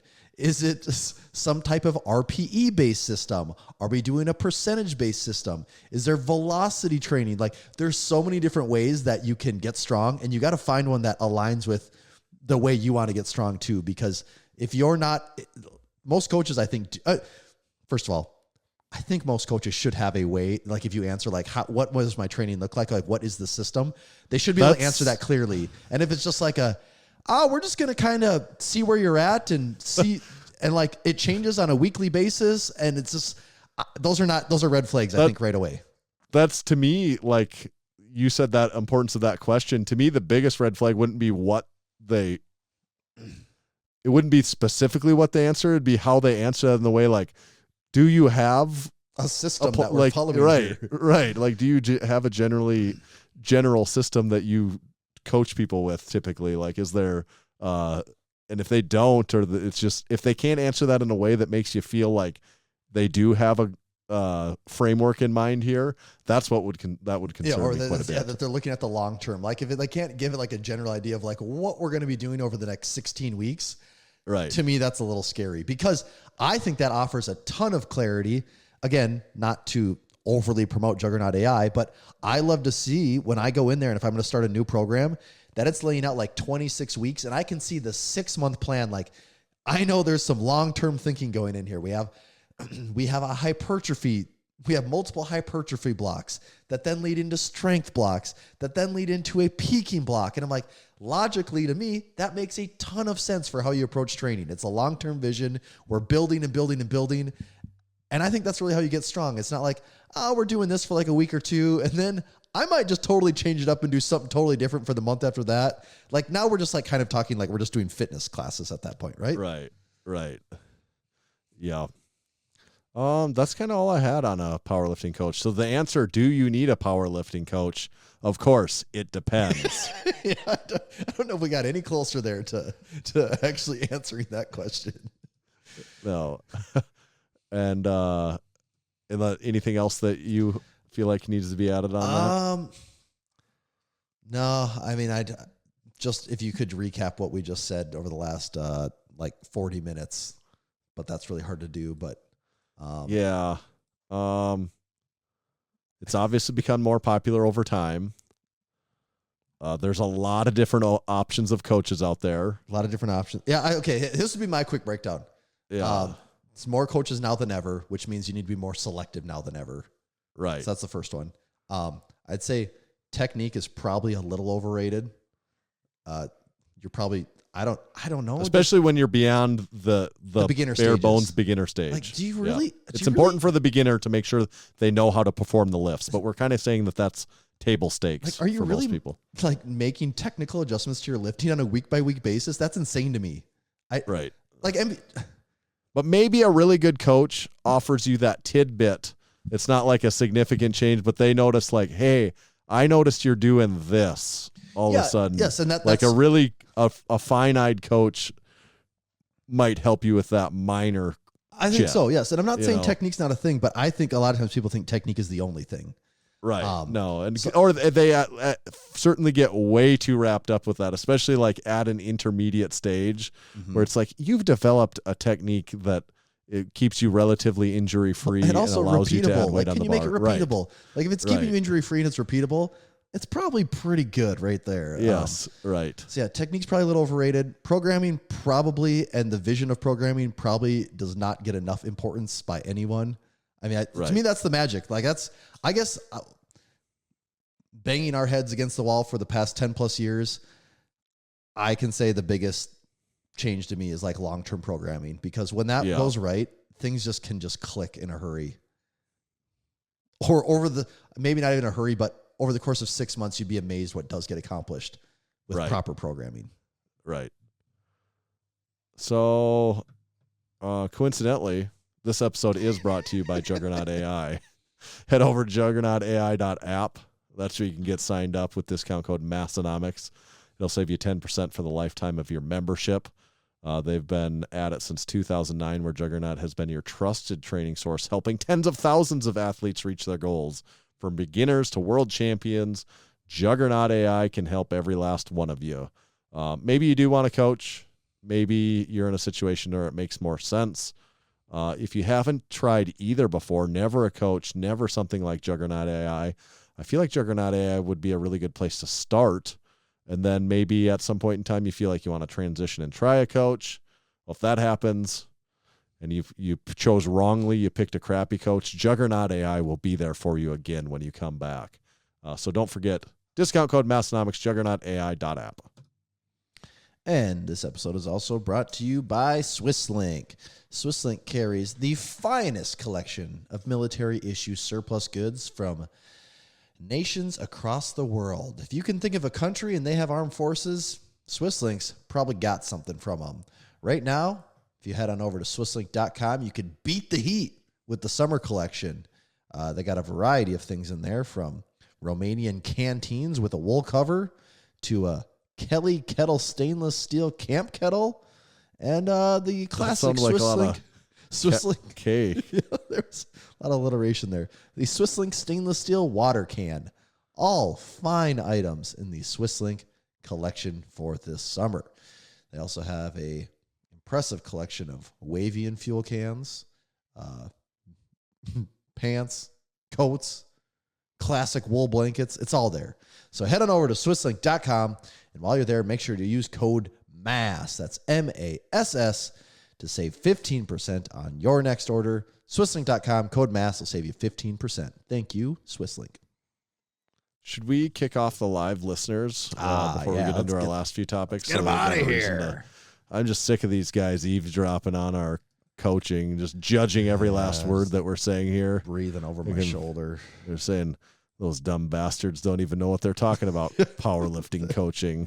They've never even had one. What do they know? These two jackholes couldn't coach their way out of a wet paper sack. They're gone. Finally. Recurring old segment we used to do, Instagram/YouTube comment of the week. I did post a reel today on YouTube. So a YouTube short, I guess is the right terminology. It was one I had posted a while ago on Instagram where it was the Massenomics gym signs, and it was me cut. I think it was taken from like a gym tour video, and I just cut like it's me showing you the toilet sign in the gym. Oh, just all the paper and then, signs. Yeah. All the paper signs, and I cut that into like a 40-second reel. And like all of them usually end in like, or you'll get kicked out of the gym, or Okay, it's got like 11,000 views. So yeah, this is so just good. this afternoon it went like for our shorts, moderately viral. Like these catch on a little bit. Then of course it gets out to people that don't normally follow us, and that one caught a lot of heat. And like I never even posting that one, like we're laughing like in the whole video. Like you can tell we're kind of like joking around about these. They're partly a joke too. Like they're sort of meant to be dumb a little bit. Right, exactly. And it's like, oh yes, I'll get kicked out of the gym. And I was really surprised at the negative comments, just because I'm like I just could imagine people having that take on it. But I'm like, these people don't know Massenomics. They don't get Massenomics, and they don't get Massenomics gym. They don't like know what this whole thing is like. So I'm just reading all the comments. Yeah, the number of people that are like mad that there's signs up for things. That's like, so let me read a couple of like, here's the first one that I noticed. So being passive aggressive is something to get a blue ribbon about. Save me the trouble. First of all, I'd say a sign is not passive aggressive one bit. It's I think it was just like stating. That's what I thought. I'm like, these signs are not passive aggressive. They're just semi aggressive because it says, if you bend one of these dumbbells, I will kick you out of the gym. Mm-hmm. Like, is that being passive aggressive, or is that just being straight to the goddamn point? Yes. And also, I wonder if some people think, I can understand how you're like, if you... why do they just leave signs up and not talk? No, I could understand how if you just went to some random gym and you're like, I don't know, some guy with a lot of money owns this, and it's like some management group is just writing all these dumbass signs. It's like, I don't know, one of the 10 managers that works here is writing all these. It's like, they don't get that. It's like, no, that guy that runs this gym for like a relatively small group of people is also our friend. Like, I don't... These people clearly don't get that part of it. And my thing is like, that is how I'm there when I'm lifting, and that's it, basically. like the way I police things is like, it is the easiest way to make sure everyone sees it at the point of attack, where it's like, hey, here's the stereo. Here's what I need you to do with the stereo. Can you please, for the love of God, do this? Yes, because so part of that without is, the sign. And part of that is like, okay, yeah, here's the sign. You could just write, don't go above 30 on the volume. You could just write that. Right. Or, but because it is Massenomics and everything is kind of a joke, like you make it a little, you up the odds. But I like someone in here. Okay, well, maybe you're going to get to it. One of the other comments. Well, yeah. So here's just another random one. Never go to a gym like this. They'll always nag at you for everything. And I'm like, that is absolutely not what our gym is like. Well, yeah, that's almost anything goes like, within reason. Yeah, everything goes to the point where, like, as funny as these signs are, I mean, is there 8 of them in the entire gym? Right. I mean, here's one, kind of cringe. I'm like, we're laughing. Like, I'm like, you can tell that this is kind of like us being silly about it. Yeah, we're laughing at it. Easiest don't recommend channel ever. That one's really dumb. That doesn't even make any. It's like, well, you're not getting any of the humor here. Like, I guess you take everything at literal face value. So, the one I thought was also stupid, where people also, but is this Zach from the gym, Zach Anderson? Yeah, he was, I think, just messing around. Okay, yeah. Because like even there though, I could see how people be like, all right, he says signs are only necessary because common sense isn't on the application. Oh, I get what he's saying. I thought he's saying like the signs really needed because people can't figure out what to do. And like, no, like people can't figure, like the one above the toilet, that wasn't just there as a joke.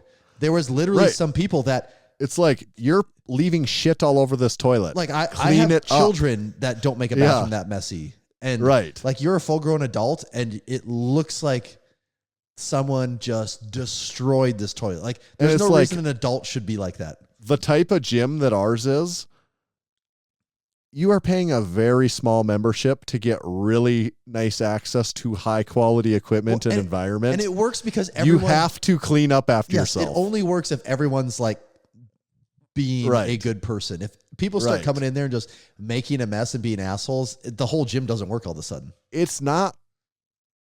Well, the Planet Fitness joke is going in and destroying the toilets. I'm like, you kind of can do, like, that is what you're paying. Like at Planet Fitness, I get it. You're paying for like, nope, I have servants here that clean up after me. You do, like, they have support staff that's there to do that. Right. Like that's not what a little club gym is like. You know, it's like you are assuming a little bit of the responsibility, you know, me especially as the owner, that's what I think. But I feel like that's kind of what, you know, you get a very reasonable membership, but that's part of what you're paying is just like by taking care of the place. Aren't even necessarily like initiated by you. There's like things like when people would track in the wintertime, not knowing it. Like, a lot of these people aren't being malicious. They just they're not aware. Like the one in the wintertime when we first started having it, people started walking in with their boots and it'd just be soaking wet everywhere. It's like people are changing their shoes there. Collectively, everyone's like, no, we don't want wet boots in the gym. Don't bring them in because the gym's already so small that when you walk in with your boots, now we all walk in a puddle everywhere we go. Right. So like that's one that everyone, you just put a sign on the door that says, leave your wet boots outside. And everyone's like, oh yeah, we're all better off for that. No one thinks twice about it. Right. Yes. I just thought I was like, sometimes I post things knowing it's, you know, you could call it clickbaity to a certain extent. I don't think we have a ton of clickbait content, but some stuff that you just know, like, is going to elicit a reaction out of people. I posted this one. I just think it's a funny little like, I think it's a stupid, funny little video, like where, like, it just is good for a laugh, maybe. Yeah. When started getting those comments, I'm like, oh, what is this? Like, how is this even viewed this way? I was just, caught me off guard. Just like some of these though, it's like, yes, it is trying to send a message, but it's also saying it in the dumbest way. Like, if you break a York dumbbell, save me the trouble of kicking you out. Just pack your things and go. I can see how if you're not familiar with Massenomics and you see, a gym told me that if I break something to just fuck off and leave, like, I pay for this gym to come here. That's what happens. It's like, well, but you don't get what this gym is. Right, like, and it's like, there is a whole separate set of dumbbells that you are allowed to mistreat a little bit. Commercial gyms have a set of York vintage roundheads that you can freely use whenever you want, you know? Right. Maybe, I mean, is there a couple in the entire country that maybe have that? Or like the stereo signs. The stereo is a long running thing. It's a joke. Yes, it's a long running joke. And also, Anyone's free to do whatever they want on the stereo at any time. It's totally self-policed. Like you're totally self-governing yourself on the stereo. Some of that stuff, it's all of the stuff really. It's just so the experience is better. It's just a consideration for everyone else. Mm-hmm. You know, it's like, Well, it's and not also- like management saying like, hey, I need you to do this for me. It's like, no, do this. And then everyone's experience is better. Yeah. Yes, you're 100% right. Part of it is like not ruining it for the other people that are there because you're being a selfish asshole.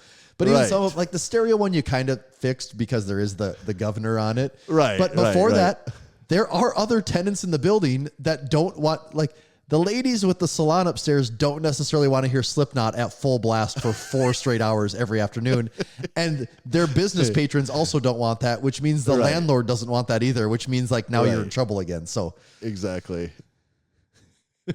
along so those that's Instagram/YouTube comment of the week. along those lines, there was another one that was very good in there on Build Fast Formula, Nathan's gym tour. Someone said, oh, the best powerlifting gym, and there's not even any competition powerlifting equipment in here. That comment was the stupidest. If you read it like word for word, I'm like, the what guy is doesn't this even know what he's talking about. So No. his first problem is there's no squat stands, no competition squat stands. It's like, dude, Like that's what the combo rack is. Like that is actually That is the competition that apparatus. That is the competition. That is the only apparatus allowed in competition is a combo rack, and it's right there.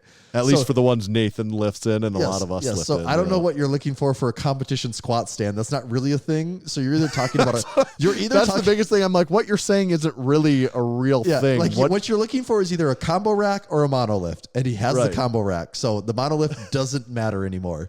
So that was the first one, and then he was asking about like plates.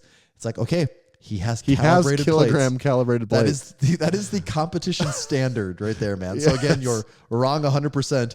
And then the other one, I don't know if it was about the bars. It's like, no, And it's like, he has all the every single competition bars. bar. They're all there. These are all competition spec items in here. Yes. Maybe you don't like that we didn't call them out enough, but they are all right here. And we touched on them all at least, but he didn't. It was like he didn't like that there was machines in the gym. Like to him, a powerlifting gym would You can't even have the only stuff. have that stuff. Yeah. You're supposed to have And just no machines. Yeah, even a home gym should have like 4 combo racks and like 4 deadlift Right. platforms. Yeah, that one was when I read That it, was I'm like, clearly it doesn't- someone that does not know what they're talking about, No, though. they had no clue what was going on there. And they're allowed to talk on the internet just as much as everyone else.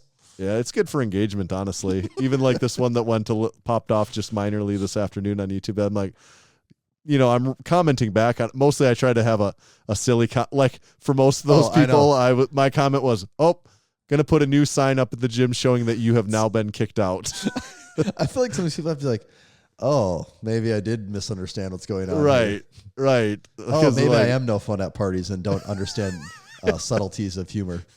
But I do not dislike the engagement because it was helping it gain traction. So, did you see that the Rogue has these NFL brand? I did, licensed and I'm glad barbells? you put this in here because I forgot to bring it up. I wanted to talk to you about it. So, first of all, I think the idea is cool. I think that's fine. Like, yeah, think of more IP that you can license Yep. and make custom bars for. Sure, like that's totally fine. I have no problem with that. The execution I felt like was a little underwhelming on some of them. Did you see the a little level phoned in, I thought, yes. Yeah, like I'm actually just pulling it up right now. So Particularly the power bar because it's got enough knurling on it that there's not that much room. You're like dealing with kind of the space in between the center knurl and the typical knurl. Yes. So yeah, for example, here when I look at the NFL Ohio Power Bar or the Ohio Power Bar NFL Edition, $395. So what's that? About a $75 premium. Yeah. So that's their licensing fee, sure, whatever. I can't imagine it costs them more than like a few dollars to do this other stuff to it. But like the Vikings is a very underwhelming example of when I click logo 1 as an option because a lot of these have 2 options. So Vikings logo 1, I'm assuming it's a black zinc bar. It's black. So I'm assuming it's black. Oh, maybe it is Cerakote though. It actually might be Cerakote. Yeah, I think it's Cerakote probably in order to do that. But I assume. one spot on the smooth, it says Rogue. And another spot on the smooth, there is a Vikings logo that's maybe 1 inch by 1 inch. So that's like, that one's lame. That one's not cool. But then there's a second option, a logo 2 option, where the entire bar is purple. And now that's a little cooler, but it's still the same thing. You basically just bought a purple Cerakote bar, and then it has, I don't know, like a 2-inch logo that says Vikings instead of the Viking head. It's like that one was like, that's a hard sell for me unless you're like a major fan to like want to buy that. But then I'm like, okay, the other options, the Bella bar. All right, so you look at the women's bar. It's the same thing. I go to Vikings. Actually, it's no different. You get 2 options. You get like a black Cerakote or a purple, and you just get a Vikings logo that's like an inch by an inch. But then when you go to the 45-pound Ohio Power Bar NFL edition, that one is like the weirdest one out of them all because it's $450. Is this... What are they... What's the actual finish on this one? Because it's confusing because... Do you have it pulled up? Or are you looking at it? No. So it is stainless. Okay, I was wondering. Okay. Is this... So it's weird because it's a stainless bar. So $450, it's a stainless bar. But where it's customized is the 2 smooth parts. Right. That's the one I saw before. So you have the center knurl, and then you have the outside knurl. But that smooth part that's between the center and the outside knurl, it's about a fist wide on both sides of the center. Like on the Vikings bar, for example, just that little stretch is purple. Right. And on the left side purple, there's an engraved Vikings logo that shows through in the stainless. And then on the right side, there's the word Rogue, just huge. And I'm like, it still mainly feels like a Rogue bar with 2 purple stripes on it and the tiniest little Vikings logo. I like the idea. I like the concept that it came about, but the execution, I'm not totally sure if it was pulled off correctly. If it's that cool. Yeah, like that's the same way was some of their advertising made it look cool, but then when I did the same thing when I actually looked at some of the bars, I'm like, oh, I don't like, you can take pictures just so that make it look pretty sweet. But then when I would actually look at it, I'd be like, yeah, I couldn't see having that or wanting that. Yeah. Like maybe the worst one in the lineup. The worst one in the lineup might be the Bucks one, actually. The Bucks one stunk. The Bucks one, because I pulled that one up and I'm like, any of the Bucks colors. It's this the sucks. 2 smooth spots instead of being stainless colored are like medium gray colored. Right. It just doesn't look good. No, I know. I was like this because I pulled that one up. Actually, the 49ers are the same way. They didn't do any like maroon, goldish, cardinal color like the 49ers have. It's just dark gray. Steelers, same thing, dark gray. Yeah, there's a few in here that are not very good. Colts, same thing, no blue. It's just a dark gray. Yeah. Jaguars, same. Raiders, same. Yeah, I like the idea. Just I don't feel like the execution's quite there.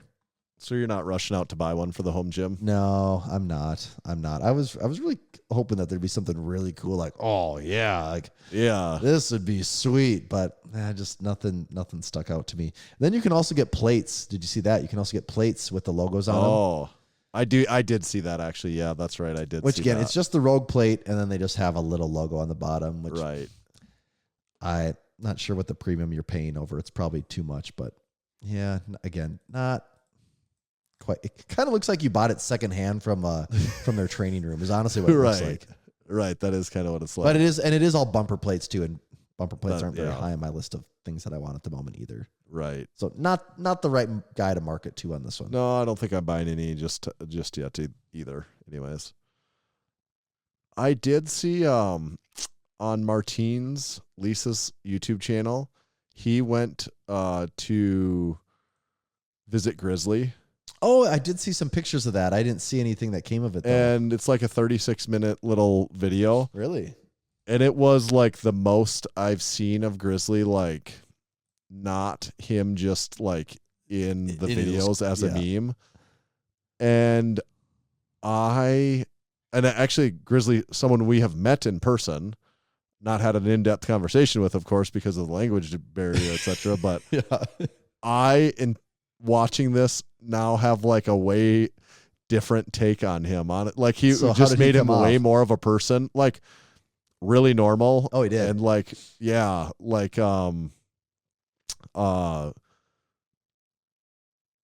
old, a guy that just turned 50, that still likes to train. You know, he just always wanted to be really strong, and he still just really likes to train, but has had a ton of injuries. And he just now does these certain lifts because it's like what he's found that he can do to be able to still train intensely, but like not, you know, with a really low risk of injury. And So stuff is this like coming that. from a translator the whole time, or what's? Yeah, like them sitting around training together and then like sitting around having conversation through a translator, but it's filmed really well in a way that it doesn't feel like it's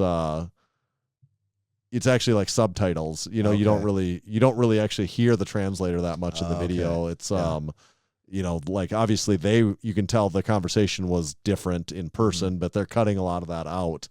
And it was really interesting to me, I got to say, where I'm like, this guy is not just the guy that yells and says, I didn't know if you were going to "Ooh," say and, he's even crazier. Or no, like So I they, think they did humanize. they him a actually little bit. probably need to be careful about not doing that too much. Pulling back in the reality. curtain too much. Right. I would actually caution not pulling back the curtain. I mean, I don't think it doesn't change anything, but Yeah. it was really good though, I guess is my, like, if you're at all curious about Grizzly and the mystique around him, I think it was just really well done and interesting. And they go train together and hang out and eat. And I also do think he is kind of a badass though, because Martins was having a hard time hanging with him on some of that stuff that they were doing, you know, and like obviously he trains that way all the time and he's used to it, but he is not a weak man, just as you might suspect. You know, it's very weird stuff that he trains, like the videos. Also, like he is trained, like those videos, that is what he does. Yeah, like those aren't just for, And I do think like that yelling like that, I think that's, you know, he just gets really intense when he's lifting like that. But that was cool. That was worth watching. Okay. What else do we need to talk about? Well, you've had this music setting topic in here for like 5 weeks now. I actually need to like almost refresh my brain on what I know generally what I was thinking here, but this was just a thought that really hit me one time where I was kind of thinking of like overrated music, you know, stuff like AC/DC. I actually kind of like AC/DC, but in the name of our game, very overrated, I feel like. Like blown out of overrated, like as far as it gets almost, in my opinion. But in certain settings, I think AC/DC still really hits for me. Here's another, to show this isn't genre specific. John Denver, I think, is pretty overrated. And like his music, besides being full of shit. that John Denver is full of shit. But in certain settings, I think John Denver really hits. And I'll get to a couple specific examples. Another example, though, on the artist is Queen. I kind of think is probably a little overrated, but I found in the right setting, I'm like, no. Well, obviously for me, like I like to lift to certain Queen songs. That's an extreme example of that I'm like, I would be the first to say that I think Queen is a little overrated, but then in just the right setting, I love it. And one even more specific example, just a song, Slow Ride by Foghat is a little bit overplayed song, but still, I promise if I put you in the right setting, you'll be like, no, Foghat Slow Ride is pretty badass. I've always thought Slow Ride's a good song. Right. And like, what made me think about it in that particular is part of it is the gym thing. Cause like I can put on We Will Rock You on the gym. And I'm like, some people can't tell if you're joking or, and I mean, I sort of am, but in the same way, like it is, I'm like, I like it as a pump up song. Or there's a couple different Queen songs or several. I mean, just about every Queen song I like to listen to actually in a way. Bohemian Rhapsody, even for as weird, you know, like as a song, Bohemian Rhapsody is very odd. Like I think it follows no conventional, you know, I know nothing about music, but I can listen to it and be like, this is not traditional in any form and structure of a song. But even just like the structure of music, like it goes for like minutes. You know, just like I actually can't explain music well enough, but anyone that could knows what I'm saying without even me being able to articulate it at all. But the other setting is like, as we know, I have the C10 pickup. Oh yeah, and if you are cruising around in the C10 pickup, you can like pick someone you think is a little overrated or overplayed, like Foghat Slow Ride. It may seem cliche, but I promise you, on like a nice summer night with the windows down, and you put on Slow Ride Foghat or maybe what else is who are the guys that were almost like anti-Vietnam protesters that it's like kind of like Americana, everyone like CCR or CCR, there you go. Yeah. Like some of those songs, you put it on in the right setting, like cruising in a cool old vehicle, and I'm like, I challenge anyone to not think that this feels a little bit cool right now and fun. So I almost think almost any music in the right setting can be cool still. You know, it's just all about the right place and time. And it's like, no matter how overplayed or overrated you could think it is, I get that feeling sometimes. Or John Denver. I was just trying to think of unique examples that I feel that way about, and that was another one. Some of these that I don't think it's cool or fun all the time, but you put it in the right context, and I'm like, okay, it's cool and fun now all of a sudden. I 100% agree. I 100%. Yeah. This is totally a thing. Yep. Recognized it a ton over the years through different things. One of the main ways that stuck out to me was when I got a boat. I spent all this time creating boat would be a great example that I wasn't thinking of. Yep. I spent all this time creating the ultimate water playlist. Yeah. And of course, because you're on a boat, you're talking warm weather, the water. I mean, everyone says yacht rock now. Well, right? Like yeah. I mean, that even. But like to me, it always like leans more towards like Sublime and stuff like your ska punk, like things like that, or even like more of the easy listening like 70s stuff. You get some Doobie Brothers, all that. Yeah, you're like yes, like where these just feel like old, whether you want to say yacht rock or even the earlier dad rock stuff. Like the definition of dad rock is changing, but you get it, and you're like, man, this just goes. This is just good.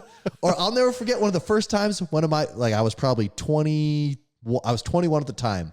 One of my friends had a boat. It was first time going out on a boat that one of my friends, like it was theirs. It wasn't their dad's boat. It was their boat. And we're going out on it. And we're just having a good time all day.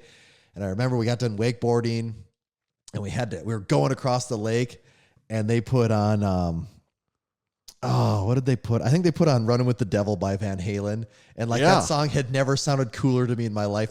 Then when we're zipping across Van Halen the lake would be a great example after being in the sun all day, the boat's at full throttle, and we're just like, yeah, running with. It was like the best thing ever. And you might not want to listen to Van Halen all the time, but in the right and even Running context, with, that seems like such a corny kind of cheesy song now. As great as Van Halen is, I said Van Halen, not Van Hagar, but as great as Van Halen is, I mean, those songs are classics, but in a way, classics do get kind of played out. Like, what the song is and everything.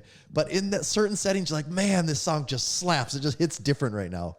What song did they put on the Lift Hard, Live Easy, one of the meet recap videos from last year? Was that Van Halen or was it? Nothing but a good time. Is that Poison or? Yeah, that's Poison. Okay. Yeah. And like in that video, you're like, okay, this is sick. Mm-hmm. It just hits there. Otherwise, I'm like, it's just kind of like cheesy hair metal from the 80s. Right. Not that I don't like it, but in there, it just feels like such a party. The Boat is a really good example, alternative to what I was thinking, where it's almost like a whole different genre, but it makes it really cool when you're on the boat then. And that was the same feeling I got at the time when I had that boat. I didn't have a vehicle to pull it, but my dad had an Excursion. And the Excursion, you had 2 seats in the front, 3 in the middle, 3 in the back. Everyone had basically unlimited room. And man, when you had that thing loaded up with people and you were driving it, you're like, this is the party machine. This is the best thing ever. It doesn't get any better. And that was just on the way to the lake. It was so much fun. The gym is a really good example too, where obviously gym music is it's a whole separate thing for people too. But there's even songs that you listen to. Actually, we were talking about this today. I went at Bryce, when I was at Bryce's Perfect Little Sweeties gym. He's like, I don't know, I kind of just like to listen to like 90s dance music and stuff. He goes, sometimes for my top sets, I even turn on Britney Spears just because it's like weird and different. And when I start the set, I don't hear any of the music. I'm just like too into the lift. I don't even hear what I'm listening to anyways. Right. And that is the thing. Like you're not aware of that one bit when you're lifting, but it's just what gets you going. And I used to always In the gym, there was times where I'd always want to play. I always lean towards like more dumb, like EDM dance music. I always like that more just because it's more upbeat and positive. But I remember there was a time when I loved playing the song Rake It Up it was Nicki Minaj and who even was in that song with her? I don't even remember, like Gucci Mane or something. And it's like, it's a dumb strip club song. And for whatever reason, I love listening to that before a heavy squat. There's that, I mean, it has the attitude. Part of it is just the attitude that comes across in a song. And that song had the attitude. Yeah. So that was finally the music setting. Okay.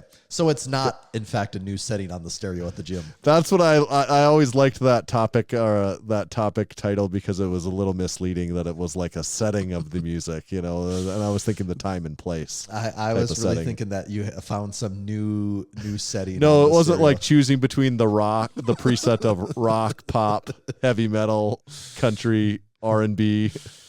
Yeah, you weren't messing with the equalizer on there. No. That's it. I had one small thing in here. It's basically not even relevant anymore, but all the small things.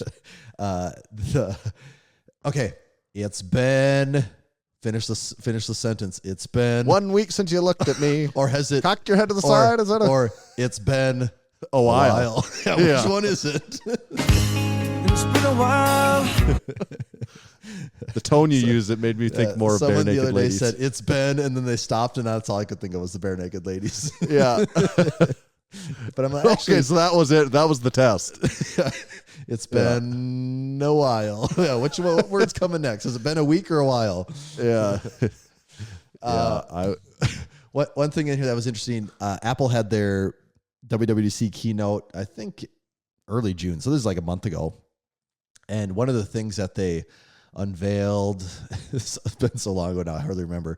I think it was for the Apple Watch or the Apple Fitness app, which if you have an Apple Watch, you're probably aware of it. If you're not, or the health app, you probably don't look into it much. I like to look into the health app every day to see my steps. Check your steps. It gives me a good gauge of how long of a walk I need to go for at night. If I know that number's low, I do need to go for a longer walk. If it's a little higher, then I don't have to go for quite as long of a walk. But that is how I use it. But one of the things they talked about is something through, again, I can't remember if it's through the fitness app or through Apple, their training thing that they have, whatever. But they've basically incorporated an RPE gauge into their own fitness thing in there, which I thought was pretty interesting. Like they said, rate your effort. They used effort rating and training load. I mean, they have a whole press release on their website talking about it. And I'm like, wow, even that whole concept, which some people still do think is fringe and dumb, is now like into Apple, leached over into Apple. One of the biggest companies in the world is like, there might be some merit here to training people. Yes, that is quite interesting. Yeah, I mean, and that concept, Mike Tashir is the one that like really formalized that concept, right? Yeah, I don't think he invented RPE, but he's oftentimes considered one of the people to bring it more popular, I guess. I don't know if I'm. Was he the first one to really apply it to powerlifting, though? I don't think so. I think he picked. It did. I mean, maybe I'm wrong. The way I understand is it existed. It just maybe wasn't. He was one of the main ones to popularize it, but. He's obviously, his name is associated with it, of course, but I don't know. Maybe I'm wrong. Maybe he straight up is the first one to bring it, but that's not the way I interpreted it. It was somebody else, and he kind of just greatly. Because when I think of RPE, if you're telling me like the originator or where does it start, to me, that's as far back as my knowledge goes, is he's the one that's really got that train going. Of course, there probably was someone first or that had some variation of it, but I don't know what came first there. Right. Was it a chicken? Was it the chicken or the egg? Was it the RPE or the RIR? Who knows? I think it was definitively the egg. That makes sense to me all day. It had to come from an egg, whether it's some chicken-like some chicken-like creature or something else. It had to hatch from something. Exactly. But I think isn't that what science says it was the egg? Like prior to that, it was like whatever a chicken evolved from, and like. Until the first chicken was hatched from an egg, and like prior to that, there was no chicken. And I mean, this says the Australian Academy of Science says it's a safe bet to say the eggs came first. Eggs were around before chickens even existed. Right. Well, I guess that makes sense too when you think that's. That's thinking about it in different terms to me. What in absolute terms, what item did exist first? Yeah, probably the egg. I guess I never really thought of the question that way. That's an I didn't either. way. I just thought of it as like, you have two items here, the chicken and the egg. Which one happens first in this creature's life cycle? But I still think it's the egg. We're big egg first guys on the Massenomics podcast. Always got to have eggs before you have your chicken. We're also big lifting department, 100% cotton, heavy, oversized tee guys on the Massenomics podcast, and you could be one too. We do not have a ton of those left. We're sold out of a couple sizes, but there is in the core sizes, that medium through 2X range. They're stocked. There's still some options, and also the unpaid and underrated collaboration tee. Sold quite a few of those, but actually we got the sizing fairly good on that, so you can still catch most sizes on that card, that royal red. I like that red a lot. Tee. That's our first time using that color red. That's my favorite red tee. Yeah, that pops, doesn't it? That's a good red. And then from the drop, there is one pair of size 7 slides. Just waiting for a home. Just sitting right here. So if you are a lonely. size 7, you could buy these. There is some debate of whether we run slides back or not, if we come out with more. So I don't know. But as for now, the only person that could get slides is if you're a size 7, besides those secret ones over my shoulders here. Is that it, Tommy? Do we need to talk about anything else I this think week? so. That's probably enough. It's 4th of July week, or actually by the time you're hearing this, 4th is done, but hope everyone has or had a good 4th. Listen to some of that yacht rock this week, just week and weekend. Hanging with the Doobie Brothers. Yeah. Tommy, where do they find you at? You can find me at Tomahawk_D. You can follow me at Tanner_Bear. Just make sure to follow Massenomics at Massenomics. See ya.